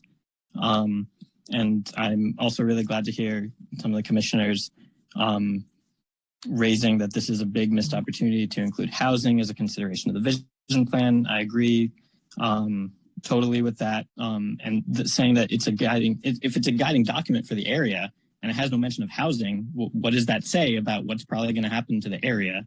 And the timeline that the vision plan will be adopted in less than a month. It sounds like we can't wait for that housing element to start looking at this. And then finally, Mr. Seve said that when they talked to business owners about potential housing in the area, they opposed it, kind of basing on saying, we've been here for a long time and we've succeeded in the way we've been doing it for a long time. And as I'm sure everyone knows, the region is in a housing crisis, and that's because of the way we've been doing things for a long time. So I think it's not really a meaningful argument to say that we just keep doing the same thing. And finally, sorry, I'll keep going on. On that note, just asking business owners and existing residents about new housing doesn't really seem to make sense to me, because it's the business employees also that might benefit from living in that new housing near their jobs, which again can cut down on the congestion everyone's concerned about. So thanks. Sorry to go a little over. Okay, Sarah, next caller, please. Debbie. Welcome, Debbie. Thank you very much. I would like to ask for an additional 2 minutes to ask questions for another person as well. I report back to a group of neighbors, if that would be okay. Okay, we'll do the 4-minute time limit for you. Thank you.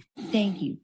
And my questions relate to public safety and environmental issues only. And I hope that this can be added in some way, shape, or form to the report before it goes to the City Council.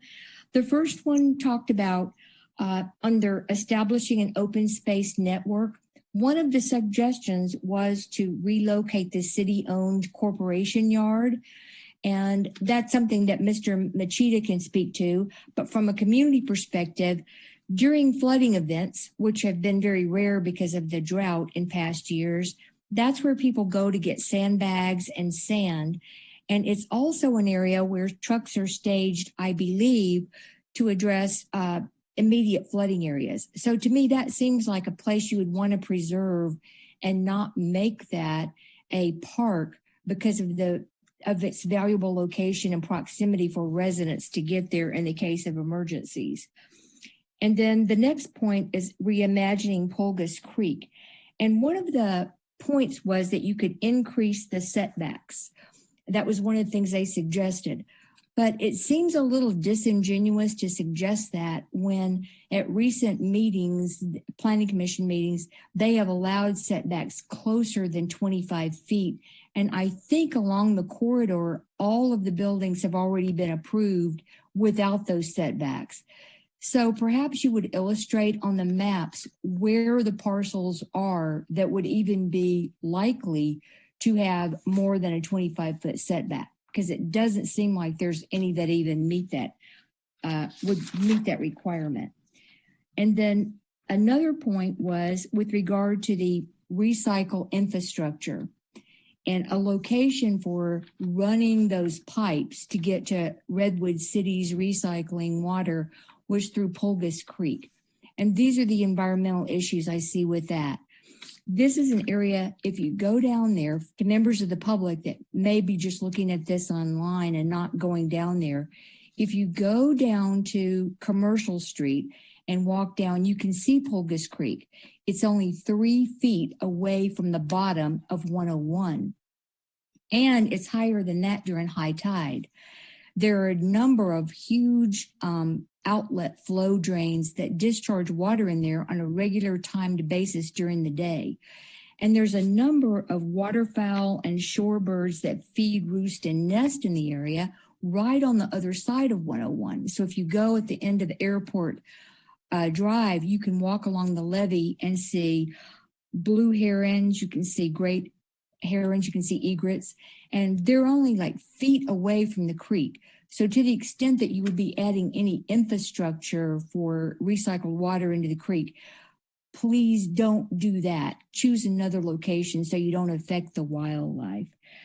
And then in addition, with sea level rise, one of the things to think about with public safety is the sewer systems out into the bay are already at risk. And we have pumping stations in this area that take water over to sewers or whatever, and those are inadequate. So please look at being sure the infrastructure is what is adequate to accommodate all of this. And then with regard to the trees, someone mentioned trees. In earlier planning commission meetings, it was said that trees couldn't even be planted along some parts of industrial because of salt water in the water table. So if you design your plans to show all these trees, please only do that in areas where tree planting is possible.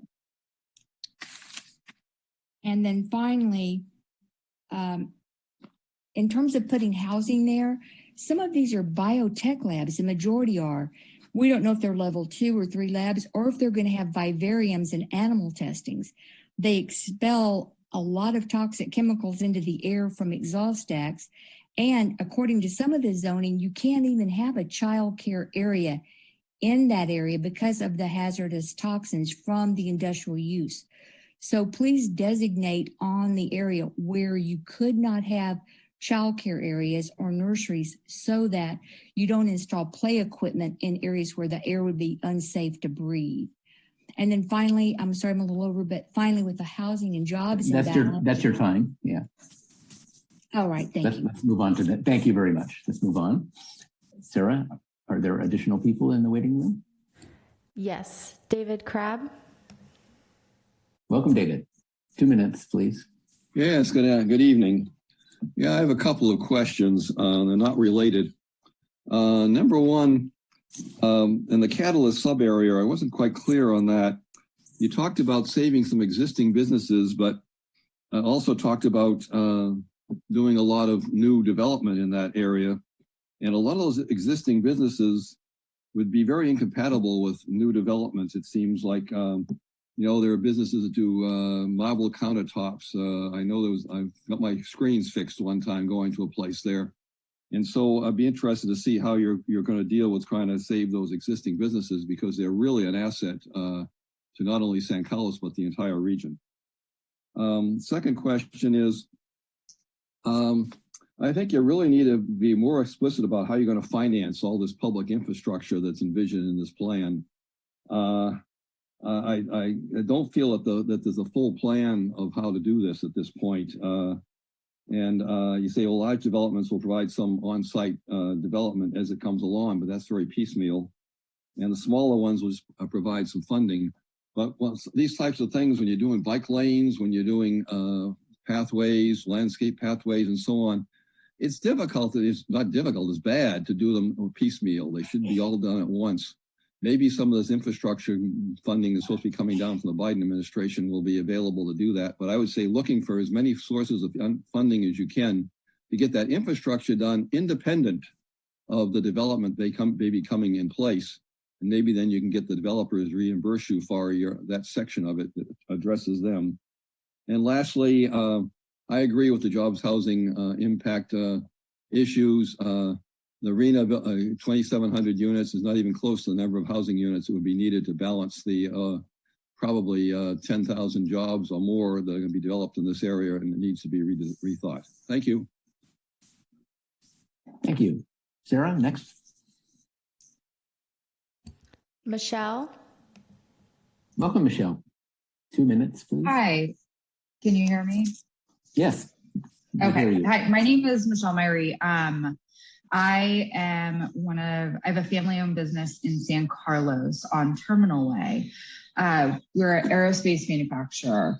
And so I want to echo a couple of points. One that Dimitri had said about the parking not being enforced. We have issues with parking as well.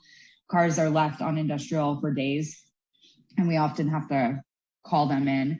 But we also, as a business, don't support any additional housing. The industrial area on Terminal and Tanklidge is a really unique area. It's a lot of really small, it's a lot of micro businesses that provide jobs and resources to this local economy that's thriving. It's not something that's dying. It's not something that's going away. We want to make sure that we're preserving those. And I think that there are some things that we can all be in agreement that would enhance the area overall.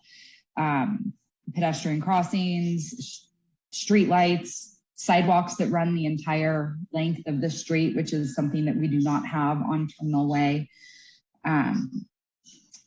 But I also wanted to comment about parking, and that the industrial area in East San Carlos, that whole area, we can't have any net loss to parking in any of the development.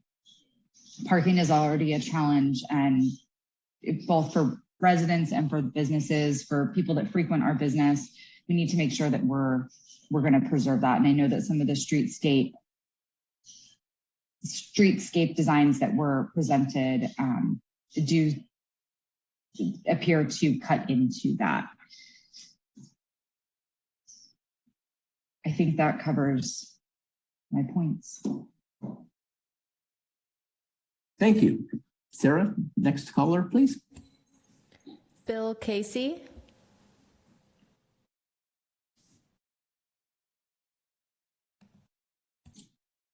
Phil, I don't hear you yet. Can you hear me? Now we hear you. Welcome. 2 minutes. Great. Thanks so much. Bill Casey, I'm an East San Carlos resident. First, I wanted to really echo the principle that was raised by the commissioner, that a principle be added, that there be a transition from residential to commercial that's equivalent to or superior to existing code, and that be added as part of the vision. I'd observe, I think a lot of what you're hearing is you've designed the East Side Innovation District area to exclude the greater East San Carlos neighborhood, as you put it on the map, but the vision includes quite a bit in that neighborhood. And so it seems to be a bit inconsistent to apply a vision for the Innovation District to an area that's actually not in the Innovation Area District, and which you haven't apparently tried to include. And I note for the residential area, I'd just like to echo that cul-de-sacs are a great idea, and other things to minimize impact to the residential area, removing telephone poles, height limitations, all that kind of stuff. So that's all I have. Thank you very much. Thank you. Sarah, is there another caller? Yes, Paul Maganetti. Welcome, Paul. 2 minutes, please. Paul, I don't hear you yet.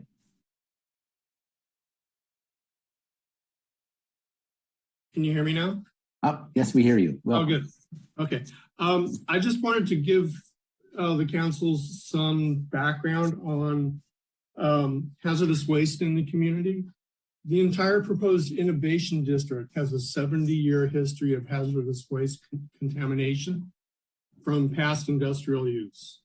The contamination is to such an extent that some of the storm drains have added filters to trap PCBs and halogenated hydrocarbons upon order from the water boards. This does not prevent the Pulgas Creek stormwater pump station from discharging toxins into the creek and the bay every single day. This hazardous waste discharge is the responsibility of the city. Recent projects have been approved without proper notification to county health or the California State Water Board Resource Control Board, water boards. Will this plan include a real mechanism to place the burden on the property owners to properly remediate this hazardous waste so it doesn't run off into your pump station and into the bay?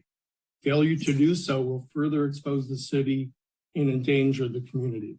Thank you. Thank you. Sarah, is there another caller? Yes, Sonia Elks. Welcome, Sonia. Hi, thanks for taking my call. I appreciate the presentation and all the other speakers who have raised issues and the commissioner's excellent points. I wanted to appreciate the focus on multimodal transportation and ways to decrease excess, bringing extra cars into communities, especially the East San Carlos neighborhood, and attempts to find ways to right-size parking. In the past, I would love to get more cars in our city off of streets, and if there's a way extra parking garages can accommodate, that would be amazing. But at the cost of $30,000 to $50,000 per space, that puts it in a whole new perspective. I can see the reluctance. Also makes me think we're very fortunate to have spaces in front of our homes at that price. It's just something to think about, how to get our parking appropriate for the businesses, especially the East San Carlos businesses that we need to support. I appreciate all these points that have been brought up and the complexity of trying to solve these issues. Also wanted to add the El Camino Grand Boulevard is a project that will help improve multimodal and traffic flow north and south, but east and west is still a major issue.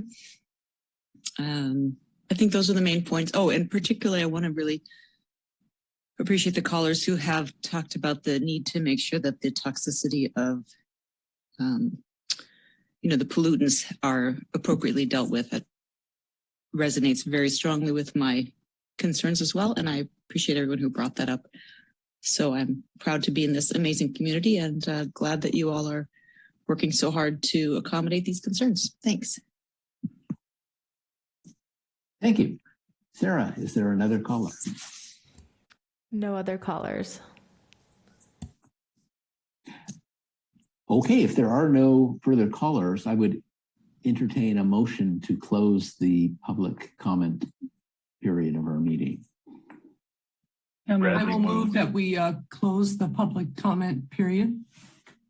Thank you for the motion from Commissioner Garvey. Do I have a second? I'd like to second that.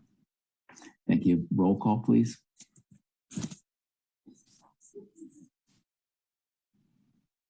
And I know our city attorney is here. Do I need to call the roll for each commission? Well, I think Greg Rubin's here. It's not really necessary for the study session to close the public comment period, because this is going to be an ongoing matter, and you're not making a formal decision tonight. You're just giving direction. But I understand the sentiment of the motion was just to simply signify for the record that you ended the public has exercised their opportunity to speak for tonight's meeting. Yes, indeed. Okay, so we can dispense with the formal roll call, and we can move into the to the deliberation phase. And I'd like to offer the of course everybody can, all the commissioners can make comment as they like, but I think we could add the most value if we can kind of perhaps align on some of the key gaps that we feel should be highlighted, or key things that should be addressed. If we can get any kind of consensus identified, then that will lend a greater weight to our input. I'm sure the staff is collecting all of the comments, both from what we as commissioners provided and what the public provided. And by the way, thank you very much to all the callers. Really appreciate all that input, and all of that is being noted and collated and synthesized. But we can add extra value if there's some areas that we all agree on, and we can kind of point that out. That'll carry more weight with the City Council. So with that editorial comment, I'll open it up for questions. I think the hand raising process works pretty well. If you have a question, raise your hand or a comment. Commissioner Clements. Thank you, Chair. I tend to always have a question. I hope that my colleagues do not mind. I had two questions. I think both are for staff. One, is there an identified potential alternative site for the courtyard?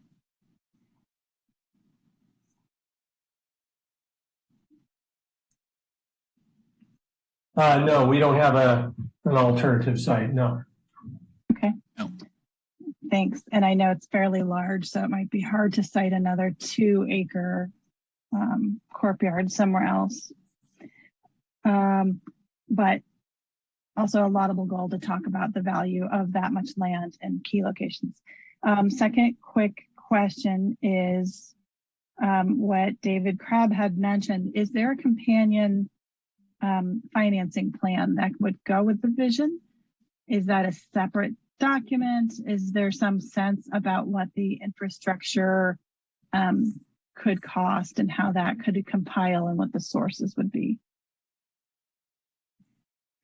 No, we don't have any numbers on that. However, what we could do and may do at some point in the near future is to get a linear foot cost of undergrounding and new roads, and based on the roadway sections that we showed you this evening.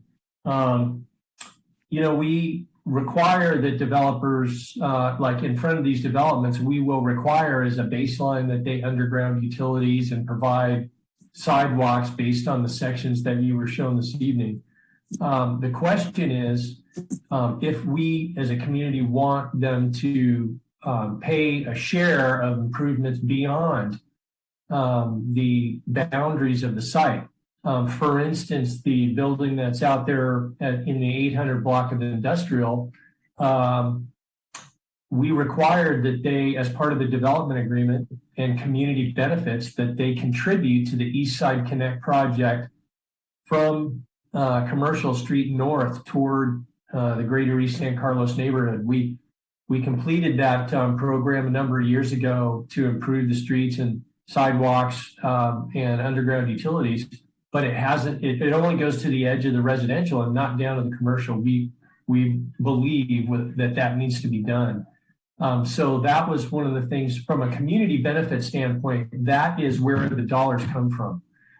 Partially, maybe a good portion of it would come from each of these development projects because they will be significant in terms of the value of the benefits. And so that's where these community benefit priorities come into play. What's the most important? That kind of thing. So there will be dollars from transportation impact fees in addition to Maybe some of the community benefits are put toward mobility improvements, specific physical improvements in these sidewalks and roadways. Through the chair, this is Lisa Porras. I just have a quick announcement. Our consultant, Bill Olmsted from Nelson Nygaard, needs to hop off at 10 p.m. So if there's any additional questions or deliberation concerning matters about, the transport TMA, shared parking, circulation, traffic, maybe the commissions could, ask those questions right now or before 10 while we still have Phil. Apologies, I have kid duty tonight, so I'm trying to navigate this. So apologies to all. Well, Chair Nierenberg, is your question related to Phil's purview? Oh, you're on mute.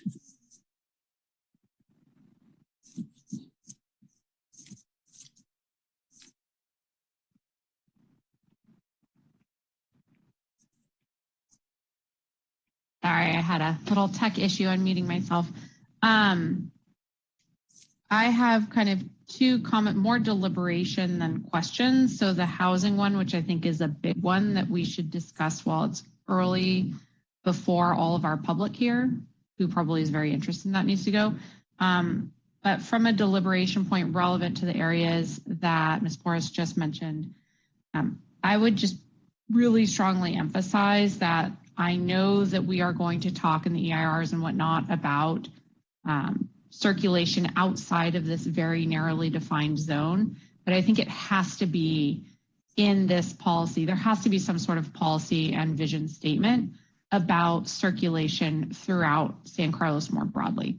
If we're bringing in 7,000 jobs or something like that, they are not all taking the 101, and unfortunately, they are not all taking public transit.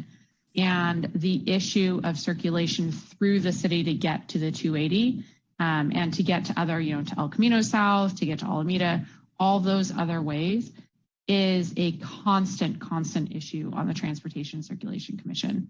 So I would say that there has to be some vision about how this is going to impact the rest of the community and how we're going to manage that impact from a circulation perspective.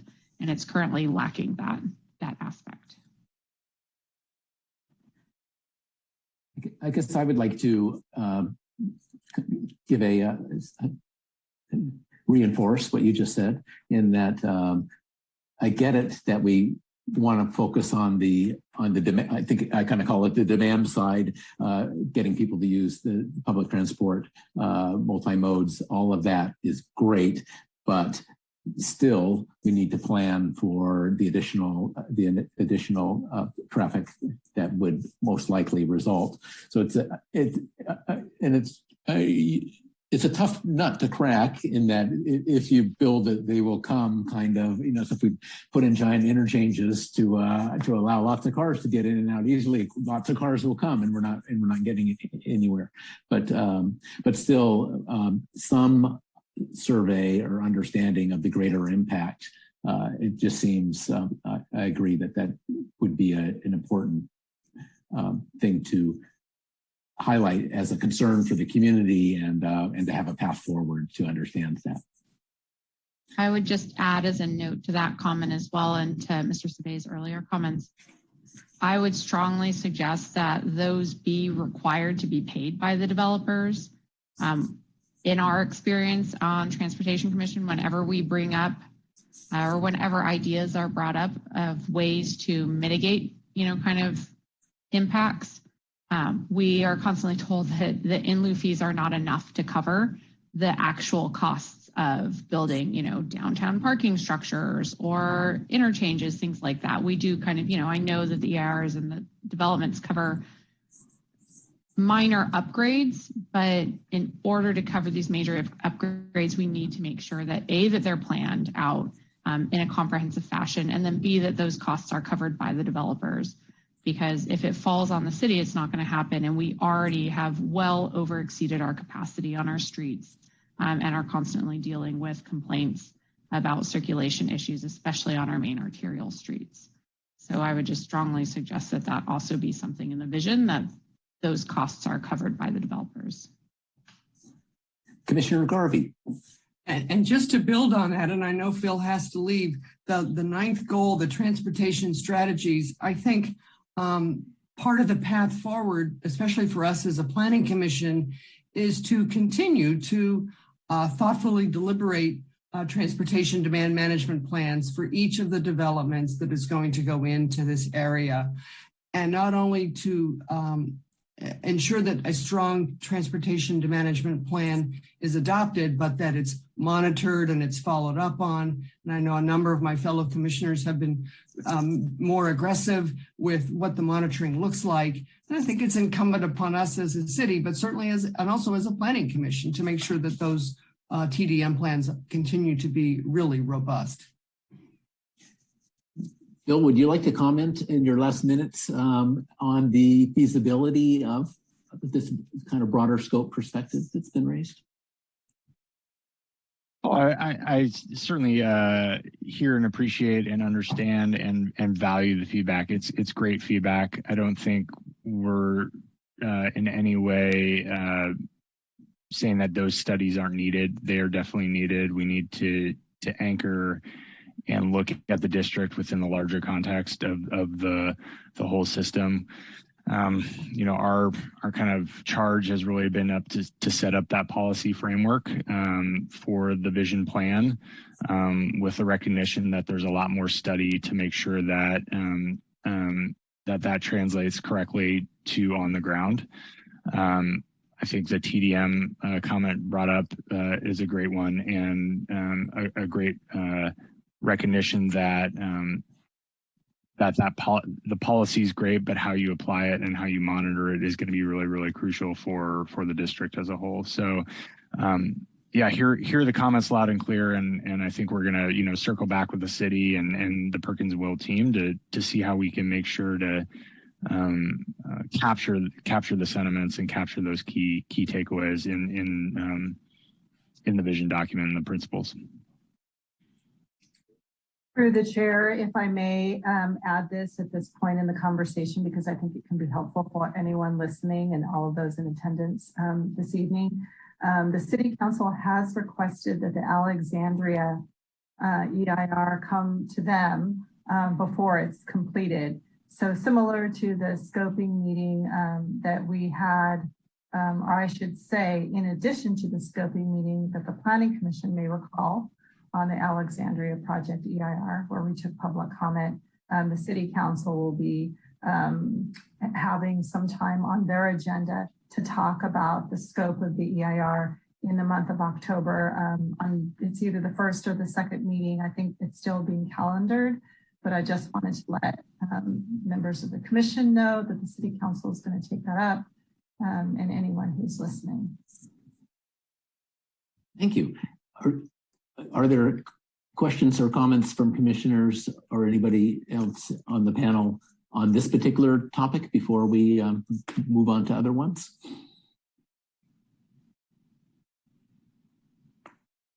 Commissioner Baker, is your question related to the traffic? You're on mute. More of a comment, and I just want to make sure that we're, well, ideally what would be, that I'd like to see would be, on this issue to actually be kind of future oriented and proactive. The idea that we're doing this really cool development around the Caltrain station, is just amazing, especially since we're electrifying it. There's a lot of opportunity there. It's really what transit-oriented development is kind of about. So things, I support the chair's position here in that, but I would just urge us to be thinking of kind of proactive ways that are really focused on, how do we use this incredible opportunity, to get people out of their cars, to promote micromobility, the idea of creating these transit districts and kind of having collective, more efficient solutions sounds really, really exciting. And the benefit, and always keeping in mind the benefits of having kind of this new vibrant, second downtown, it's the kind of play when I'm watching the slides, I'm like, oh yeah, I like to go to those places. So, I weigh the benefits, weigh the costs, and to the extent possible, let's try to meet these goals through, in line with this future-oriented vision.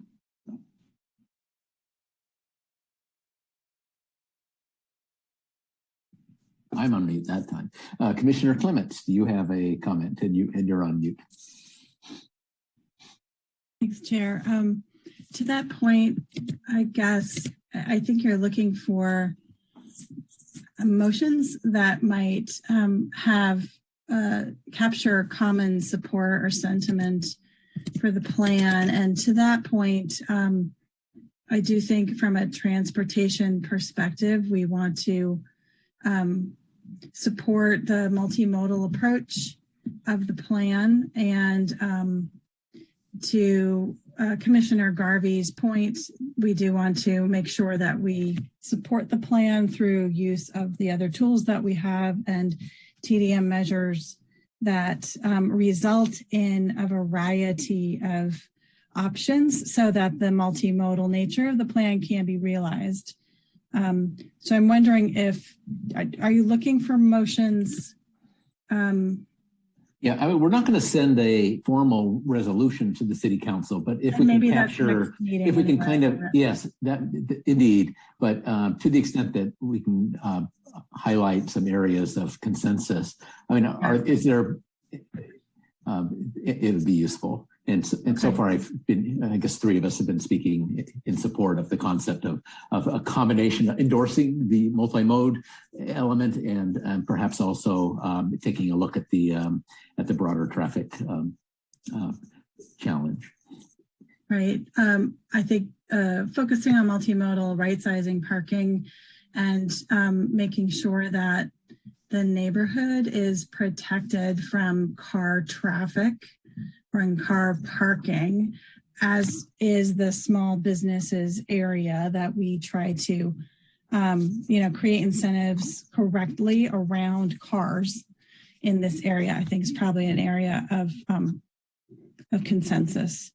I would add though that as a companion to this awesome vision that we're developing, I would suggest that we think about in addition to Chair Nierenberg's, if I pronounce your name right, sorry, I can't see her name at the moment, her point about impact fees, she's right. They cover the marginal demand. They do not cover a portion of the full cost of whatever you're trying to pay for. So I do think that a companion document should be developed in the near future over the next couple of years as to what are the funding mechanisms that the city should use or establish, which would, I think, help developers to understand with more clarity, here are the options, not only here are the options that I could fund additional community benefits for, but also kind of the degree to which they're needed. Right. So I could choose my favorite topic as a developer, but I think if the city were kind of more methodical in the future and able to develop a plan that kind of undergirds this as to what would be needed, how, and how the payments might work to fund what kinds of improvements, that would, I think, help the implementation. I'd love to add some comments about the funding, but maybe before that, does anybody have a yay or nay on the idea of reinforcing our concern with the traffic and TDM plan as Commissioner Clements mentioned? I would support that, but I also wanted to add that it also concerns toxic waste in the area, especially if we were to build housing or a child care facility. Mm-hmm. But for anything, if it's that bad, I don't know. But we should look at it more intensely. Seems okay. Just to have some structure to our conversation, that now I've got the funding and the toxics as two things we might want to explore a little bit further. And as far as the funding, I'll jump in to say, I agree that if we have a budget for what it's going to take to do what's needed, that puts the city in a better position to negotiate in the development agreement. And it's also in the developer's interest to have this all work as well. So we can make a convincing case that if you're going to build this really high-end development, attractive financially, presumably, that we need to make all the pieces work. And one way to demonstrate that is with a little bit more of a budget. I understand that the vision document isn't where the budget is going to live, but having the input that we as a commission are interested in delineating the magnitude of the funding needed, it's important going forward. Chair, I would also just point out that Chair Nierenberg had also mentioned the discussion of housing in this area. Okay, and housing. So the list of things to talk about are toxics and housing. And anybody have any comment on the funding and budget before we move on to toxics and housing? I have on the funding. I was going to pick up on a thread that Al had suggested earlier, which was something that the city will do, which is to think about what a scenario might be for a given developer if they were to be given the latitude to exceed the current zoning standard. What might that result in the way of added square footage? What might the value be to them? And how much of that, based on rules of thumb that I'm sure are out in the marketplace, might be available to, I'll say, for the city to claim or expect in return as a funding pool. And it just struck me listening to Al and then the commentary from all of the colleagues here that that piece of work done high level but thoughtfully across the whole innovation district might result in an order of magnitude scale. Is the pool of money available either upfront or over time on the order of a couple $1 million, $10 million, or $50 million, or what have you? And then that might help us gauge our appetite and help us prioritize as a community where we're going to ask for funding, because we might find completing all of the sidewalks, all of the streets lined with trees, and a community green space taps the pool. We also might find that that's only 10% of the pool, and the pool could go to many more things. And I think if I were on the city council, having some idea as to where the latitude in the development programs might yield a pool of available funds, the scale of that pool, then as they go through their prioritization of community benefit, they could place that total in context. So anyway, that's a long way of saying I really like where Al was going. I would encourage city staff to maybe get a little help and do something relatively quickly to scale that. So I'll stop at that point on funding. Building on that, if I could ask staff just a quick question. What I've seen is that HRNA does that value, that community benefit amount available calculation only on a project by project basis, that it's much harder when you don't have an actual project in front of you, but you have a district with potential projects that aren't really scoped yet. It's harder to do that estimate, but to Commissioner Iacopone's point, it would be cool if somebody could do estimations, and even, with today's construction costs or escalations built in. Does anyone know if that kind of forward-looking report can be done for a district, not just a project? Maybe Al's had experience with this.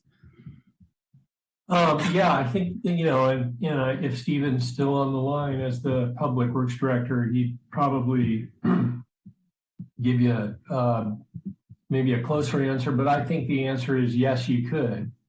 You could take a district and you could say, okay, here's the street width section for this, street. Here's how big the sidewalks are. How much would it cost, for this street? And you kind of add it all up based on what you want, kind of the menu of streets and mobility that you want. And you can come up with a dollar value for the entire thing, or at least, street by street, and then fair share. You can do that, I think, but I'd like to hear from him. And then it's prioritization. It's like, there's a lot of other competing interests in the community for daycare and, open space. And so then it's like, well, what do we prioritize as a community? And that's how we got back to how the council can do that. So, Stephen, are you still? Yeah, Al. So, sure. Al, actually, what you explained is pretty much, what is actually done. I mean, he talks about from a street standpoint, and certainly you could look at from trees and planting, sidewalks, curb gutter, all that. So that certainly can be done. Sometimes it's a little bit harder, but we have other documents that we can use, like for our sewer master plan. Basically, our sewer master plan looks at overall plan of the area, and if there's any changes, we have to modify that sewer master plan, whether some of the pipes need to be upsized or maybe repaired, or we have to kind of redirect flow or add additional trunk line, or as I think one of the callers had talked about, some of the pump stations that we might have to do, and this would apply for both storm drain as well as sanitary sewer. You also have to look at some of the overhead utilities, PG&E, cable, and see what that cost would be. And those, it all can be done. And certainly it's kind of the best information that we have available at the time. However, prices do change, as we all know. And then a lot of times it really depends on kind of the economy of, if the economy is really strong, contractors are very busy. They aren't willing to have a really sharp pencil. And so, they just throw a number out. But when times perhaps are a little bit leaner, and they need work, a lot of times you get projects a little bit cheaper. But, basically you try to factor all that in, but that's essentially like, what we would do for a master plan, whether it's a streets or kind of utility master plan. Right. And then is there any, so that's the cost side of the improvements. And is there any kind of analogous way to estimate potential, what's the word? Revenues. Well, surplus value created by potential projects in this area when the project descriptions are not yet known, to see if the costs and the benefits, if you will, at all, the sources and the uses at all match. Yeah. Or if we need to then go ask ABAG or MTC for a lot of money to help make up the total budget. Yeah, that's obviously, I think you're exactly right. It's a little bit challenging when you don't know what the user or is going to, what kind of services are really going to be needed. So, we could certainly do our best guess, but obviously it is a guess, and it is not something that, we are somewhat still conservative, even if we were to do that. However, it is kind of the best guess, and it may not always pan out. Sure. But it does come in handy to have around when somebody says, we're going to float a regional bond. Right. Right. Yeah. Okay. Well, thank you. Actually, capital improvement budgeting and public improvement programs usually look at 5, 10 years or even more years ahead and estimate the costs of different projects, and also usually spell out where the revenues are coming from. Indeed. That is correct. Okay. Well, I think we've highlighted that we see the importance of pursuing this line. So perhaps we could move on to the other topics that were mentioned as of interest for discussion was toxics and housing. Would if somebody would like to make a point in one of those areas, raise your hand, and I see you're rather clear. Let's see. I have Commissioner Nierenberg, and then Commissioner Bradley, if you want to add on after Commissioner Nierenberg, Chair Nierenberg, I should say. You're on mute. So I would see these two things as being related. Definitely on toxic, it makes sense, and I don't understand how property owners are not already responsible and being held more accountable for cleaning their systems so that they're not having toxic leaks and spillage, like one of the public comments made. So if all of the facts in that public comment are in fact the case, then I think we have a serious problem that seems outside the scope of this vision plan. But what I think is within the scope of this vision plan is certainly the concept that one of the reasons why it's, I've kind of heard multiple times why more residential areas aren't included in here is because they would require cleanup of the land and remediation. I know that came up in one of the workshops I attended of, well, we can't consider this because it would be costly to clean things up. I don't see that as a reason why we shouldn't still be looking at this as a vision. And certainly, yes, changing certain areas to mixed use residential or to high density residential are going to require more cleanup, but that should be part of our vision. I would say on the housing side, I think it's absolutely untenable to have a vision plan for an area of this size that does not contain a significant housing component. We have, 2,400 housing units required within 10 years. And, if you think for context, Wheeler Plaza is just barely over 100 units. So that is 24 Wheeler Plaza size. Yes, we should be infilling and increasing density where we can in other areas, but this is a massive opportunity for larger density, higher density units in that mixed use space that is right along with, the mixed uses and the zones and the community spaces that are all part of this vision, what makes this vision so exciting.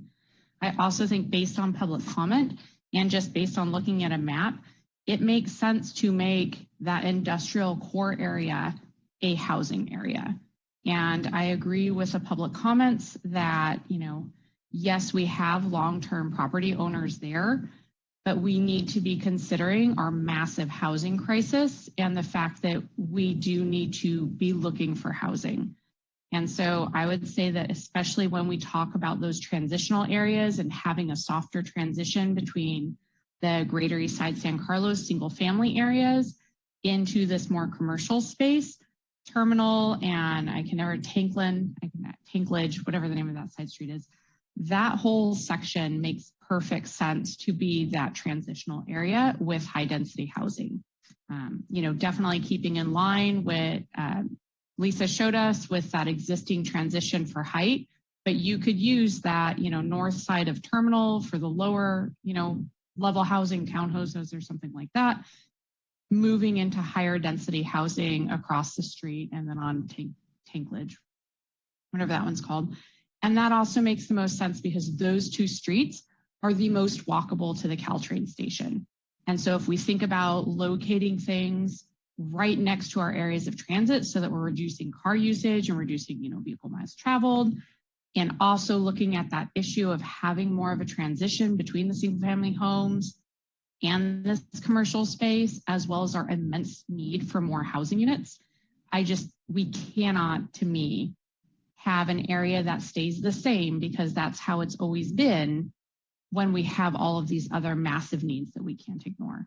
And I would not feel comfortable and certainly would not recommend this going to City Council without that in there, especially considering we're not going to have the numbers back from the San Carlos 2040, housing element study. It sounds like in time, even if we do, and even if they're saying we can wedge all of these other tiny developments in there, I still don't think that that justifies not taking advantage of really seeing and re-envisioning Greater Eastside San Carlos to address these other issues like transition, like locating high density housing close to major traffic or transportation modes.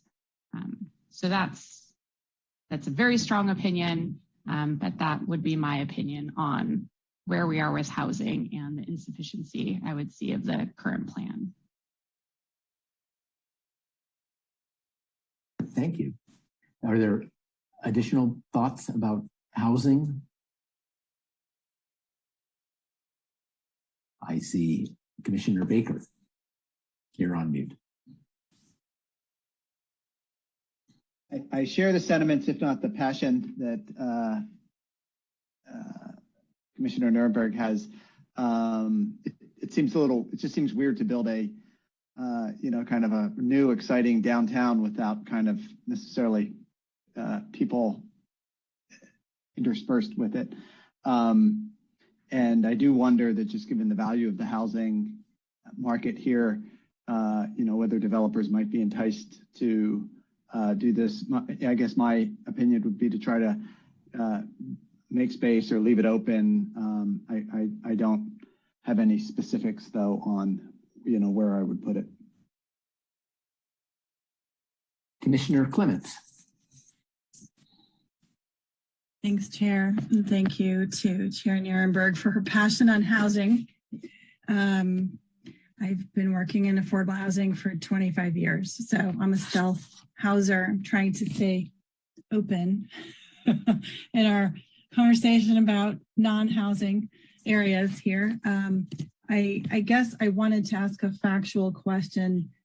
As we talk about housing, I do recall that one of the areas of potential densification for the general plan was close to the Caltrain station in areas that were already considered residential and on the other side. So I guess I wanted to see if there is what the overlap of those potential areas near the Caltrain station, how proximate is that to this innovation district? Because I have to say that it's never made any sense to me at all to have single family within a 2-minute walk to a Caltrain station. It's one of the reasons we have high housing prices here, that we have, it's too locked, the value is too locked up in too few sites with not enough people housed in that way. And so I always thought along Old County would be an area that would be obvious to go higher. But anyway, Lisa, is that somewhere near here, but it's more in the residential area? Yes. So yes, thank you, Commissioner or Vice Chair Clements, for your question. So in the context of the housing element update, we did look at some case studies along El Camino Real. And so one of them was at a larger site on the border. It's basically, we used the CVS site near the Belmont border. Yeah. And then we used, I think it was the 1100 block of El Camino Real, and kind of used the lot consolidation case study. And when we presented those to the community, we did communicate that, we're not just looking at these two sites or these two particular zones, but we're really talking about this in the context of the full El Camino Real corridor. Yeah. And the input that we received from the community is they were generally accepting of a scenario where it would be 6 stories tall, maximum 75 feet. And that kind of backed us into a density of about 120 units to the acre. And right now along El Camino Real, we're at a maximum of 50 units to the acre and at 4 stories maximum. So this is the metric that we are going to apply to the full segment of El Camino Real. And then we also communicated with the community and questioned, their feelings about extending that kind of development concept, 75 feet to other areas of the city that were already mixed use, such as San Carlos Avenue. That is actually San Carlos Avenue happens to be current highest density zoning district right now at 59 units to the acre. So we're looking at extending that concept up San Carlos Avenue as well. And then also some of the other zoning districts around the downtown, which is like mixed use, is called mixed use downtown, which is also set at 50 units to the acre, 4 stories. So there's opportunities there. The area that we're not going to aggressively apply that to, I should say, is like the historic core, 6, 7, and 800 blocks of Laurel Street. But areas, even like the mixed-use neighborhood zone, which is only 20 units to the acre and really, really limiting the amount of units that can be built, we're looking at increasing that as well. So we're kind of right in the middle of this analysis where we're identifying the sites, we're taking out what's already been developed, and we're going to apply these numbers. Actually, we'll be working on that next week with our consultants. So we'll start to get a picture of how close we're going to go. And then, we're going to have to, see where we land and then what we may have to do after that. But that's kind of like the first step, is starting with what's already zoned and then moving on from that point if necessary. And so it's more on El Camino is what you're saying than on Old County. Is there anything in any potential densification that had been being tested on Old County? And I realize it's right on the tracks, but. Yes, there is a segment of mixed use development. So the majority of the residential land use on the east side of the tracks is of course single family residential, but there is it's sort of formed like a T. It's a mixed use designation that goes up East San Carlos Avenue, ends it up obviously Industrial Road, but then goes west towards Old County Road and then goes out across Holly Street. So it's kind of like an T, right? And so we're looking at increasing the densities while maintaining the current height limits, but allowing more density because again, it's artificially low at 20 units to the acre, and basically nothing has turned over in those areas ever since it was zoned up in 2011. I see. Thank you for clarifying, because I was picturing San Carlos Ave, but not East San Carlos, wherever we are talking about. So it does enter into this area. It's just the residential portion of this area and not really then touching what we are conceiving of here as the 2 industrial types of zones along Old County. Correct. The closest would be Terminal and Tinklage Streets, which are designated as heavy industrial zones right now. Okay, thank you for that information. I really appreciate it. I guess if I could offer my quick opinion and I'll let others join in. If there are areas such as had been discussed, I think on Tinklage, that it could make sense to integrate some housing in the form of live work in a way that is not incompatible with nearby existing businesses or, a minimum number of existing businesses. I do think occasionally as communities change, 1 or 2, spaces do turn over. That said, commercial spaces that are owned, they're owned, and so I can understand how people who have invested in their sites over many years, and that is the place they do business, that is not something that they take lightly, the ability, having what they see as perhaps an incompatible use nearby. But I do think live work is an interesting idea that could, serve both needs, and wondering if we have live work standards and if this Tinklage, I think Commissioner Garvey had noted Tinklage, if that is being looked at or is potentially is possible. Not that that density is crazy high, but I'm very encouraged to hear the discussion about significant density on El Camino, which it absolutely belongs there.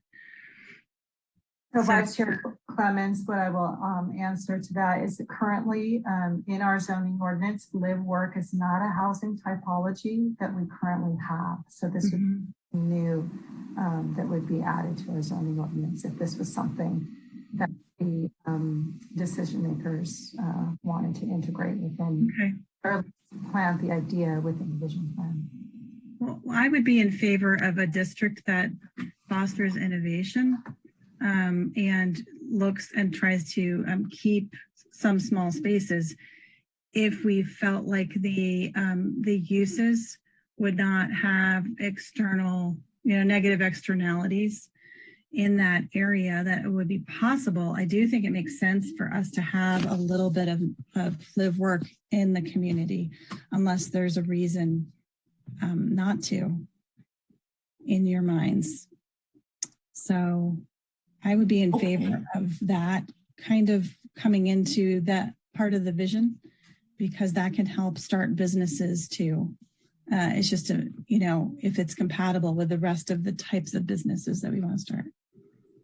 Okay, it's great to get that on the table. Chair Nierenberg, did you have a follow-up comment on this? I just had a quick question. With the note that Terminal and Tanklage are zoned as heavy industrial, is it compatible to have mixed, residential and heavy industrial in the same area? Kind of, to me, that seems right. Well, I would just add to the question, it seems like heavy industrial in any case should not be immediately adjacent to the existing residential area. So that just seems like a poor area for that to continue existing. But is it even possible for us to mix residential and the existing heavy industrial, or do we have to make a decision of whether this stays heavy industrial or whether we decide to change it and have it become something else? I fully support live work. I think that's a fantastic idea for the mixed uses, but is that possible given its current zoning? If Al would like to add anything after my comment, please jump in, Al. But I would say that it's too early to tell. I mean, in a vision plan, the way the language is presented, it could say, explore or investigate the possibility, to integrate live work into these specific areas within the vision plan, provided that, there are no, negative effects upon, basically that they can coexist. And I believe there's probably some examples out there in other cities where there are certain types of housing. When we think about the heavy industrial zoning district, there's a long list of permissible uses. So if we were to say, look at possibly adding or allowing a live work type of use in that area, we would want to take a look at the entire list of permissible land or uses that can go into an industrial district, because it could be something that's kind of lighter and something that's really heavy, like the cement plant, right? So those are kind of extremes. So we want to tailor the permissible land uses for those streets in particular and kind of whittle it down to uses that are truly compatible, so that you wouldn't get like, something very heavy or, I don't know, type of use happening right next door to a live work. So live work typically allows, some type of, businesses or, shops, create, kind of like maybe, light manufacturing or create that kind of craftsman style type of use in conjunction with housing. So in my mind, I would think that if we were to do that, we would have to look at the uses that are already allowed in heavy industrial and figure out which ones really don't belong if we're going to add live work, and then keep some of the ones that are already there that are not a problem. So, I mean, the vision plan, I mean, we're taking all of this in, we're going to pass all this information to the city council when we have their study session. But as this vision plan moves forward, and if it's decided that, yes, there needs to be some sort of statement in there so that, you know, the city is now like looking at that as a potential, then, you know, it's kind of appropriate language to kind of include in the vision plan if that's something that the decision makers say, yes, we want staff to investigate that further. Let's figure out how to do it. But to answer, we're still today, it would be hard to say. It's something that we would need to investigate closely, I mean, deeply. Commissioner Bradley? I would like to look at, or have the city council look at the big picture, and do we really want heavy industry in that area or anywhere in the city? We got rid of a big cement plant and paint plant, and now it makes room for some life science and office buildings and housing too. Multiple housing, of course, would be more appropriate. So I'd like to think, all of us to think about, do we really want heavy industry? Do we have that much land in the city that is buildable? I question it. Thank you. I would lend my support for live work, exploring that and keeping that on the table and putting that as a priority for the city council to at least consider. Given the proximity to Caltrain and given, as as Vice Chair Clement said, there could be real opportunities down there to walk quickly and easily to Caltrain and to be near businesses that are compatible. So I would support that.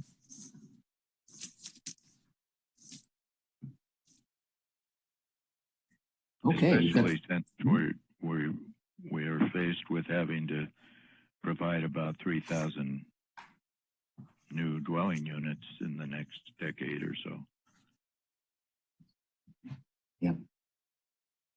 Yep. I'll throw in my hat for the idea of examining housing, higher density housing opportunities in those areas as well. But I do understand the city is kind of parceled the work of studying the housing in one context of the housing element update, and that's why there's not a lot of detail about that in the vision plan. But still acknowledging in the vision to be a complete vision, having some acknowledgement of the housing challenge and opportunity certainly could be useful. Otherwise, you'll be battling. We're not talking about housing here. We're talking about housing over there, when really they are intertwined. Well, the alternative would be putting multiple family housing in neighborhoods, single family housing, which won't be a popular move. That's right. We've got to put it somewhere. So that seems like a good discussion. I'm trying to be somewhat mindful of time, and that seems like a pretty good discussion on housing. If there are no burning additional comments on housing, I'll open it up for other comments that people would like to make. I see Commissioner Iacoppelli. We didn't get a chance, or a couple of us have raised this issue about something explicit regarding the city taking the opportunity to look for ways to enhance the buffer between the residential and the vision district. And I'd just like to put that out there and see if we could please work that in too.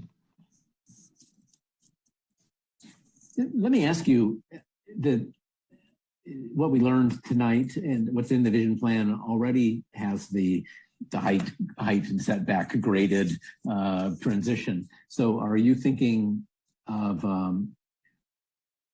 what additional would you like to see than what we already have on the table, which seems like a pretty good start? Very good question. The answer is I don't know what strategies communities use to create buffers and how they manage them over time. One, and two, I don't know if there's been any lessons learned since the zoning that is in effect has been put in effect and whether it's worked. And so I think those would be two useful things to know. If both of those turn up no nuggets, then no nuggets, right? Yeah. Okay, thank you for that. Through the chair, I would just add that the one case that I can think of is 934 Laurel Street. This is not near the east side, but it is an area where we have mixed use that backs right up against single family. This is mixed use against single family, not industrial. But this is an area where the transitional standards did apply and where the developer chose to build only to 3 stories and not to 4.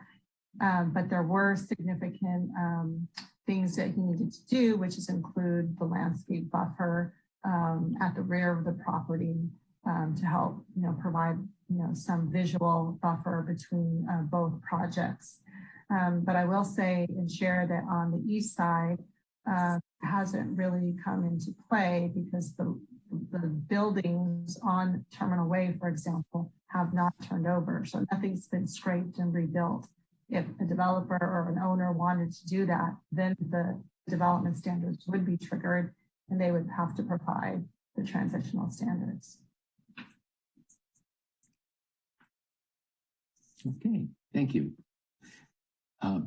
Chair Nierenberg, did you have your hand is raised? Did you have another question?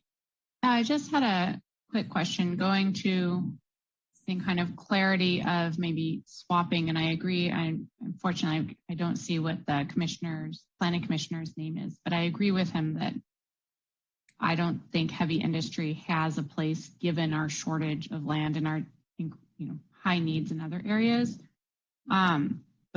So I would suggest that we swap out, or add a vision policy that industrial core sub area becomes a live work high density housing mixed use area. But the question that I have, I think for the city staff would be, is there any understanding as to why that hasn't turned over? Is it because it's heavy industrial, so it's high expense, and if it stays heavy industrial, there aren't a whole lot of other things that can come in there? And that seems kind of the intuitive question versus if we go over, rezone the neighborhood. Or are there other reasons perhaps why Terminal and Tanklage haven't turned over in the past that you're aware of? And just to clarify, do you mean turnover like why haven't the existing businesses like rebuilt their industrial or commercial businesses?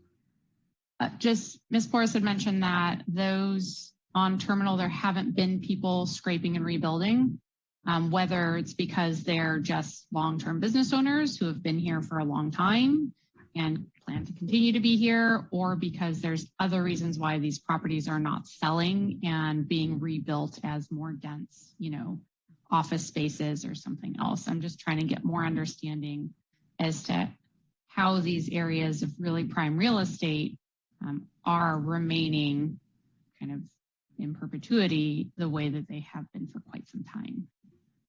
Well, I mean,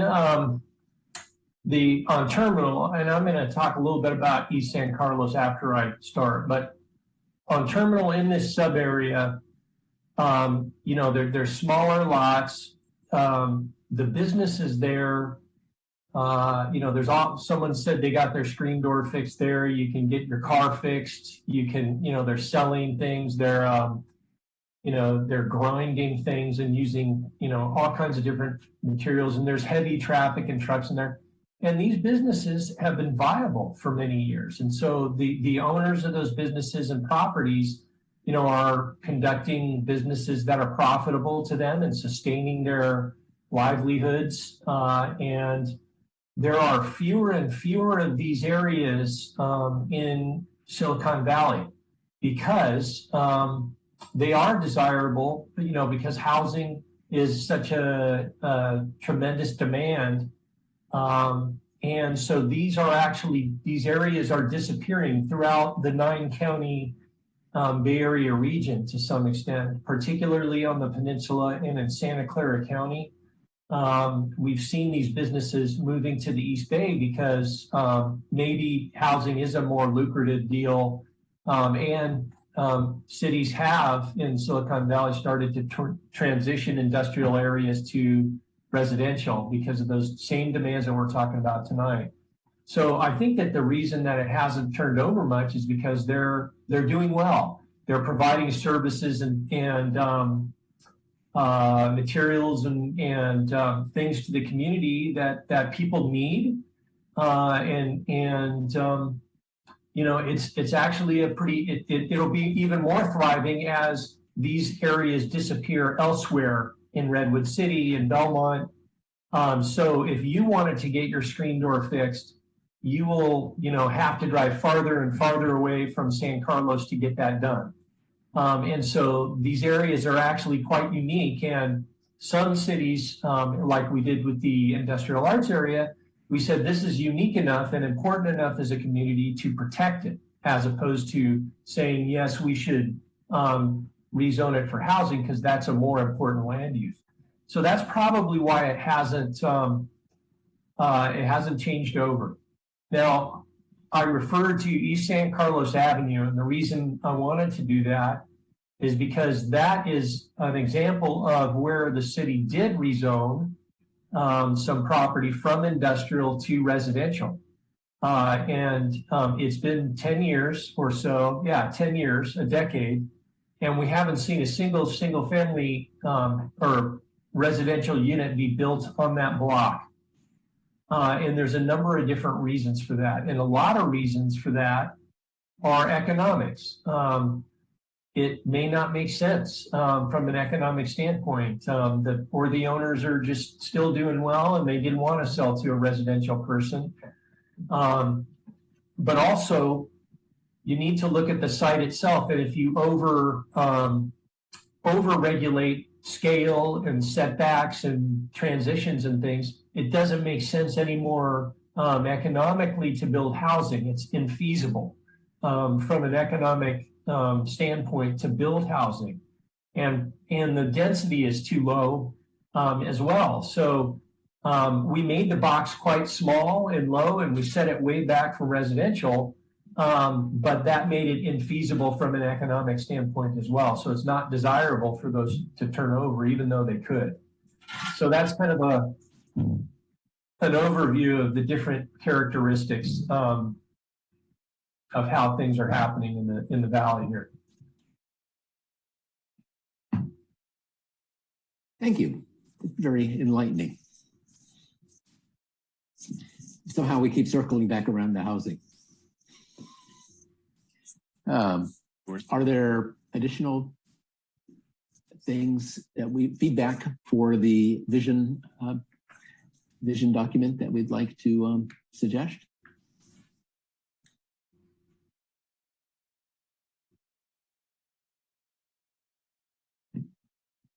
Everything on my list has been covered. Thank you. Yeah, I agree. It's a very thorough document. I think we highlighted a few areas that might benefit from additional perspective being added. The housing, the traffic, I guess, are the two biggies,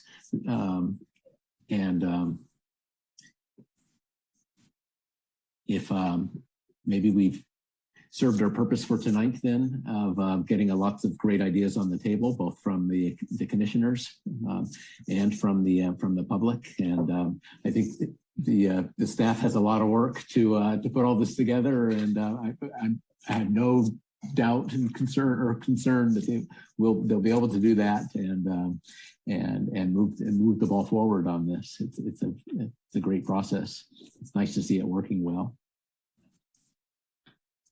A really good discussion tonight. I really appreciate that staff brought together the Transportation and Circulation Commission to talk with us.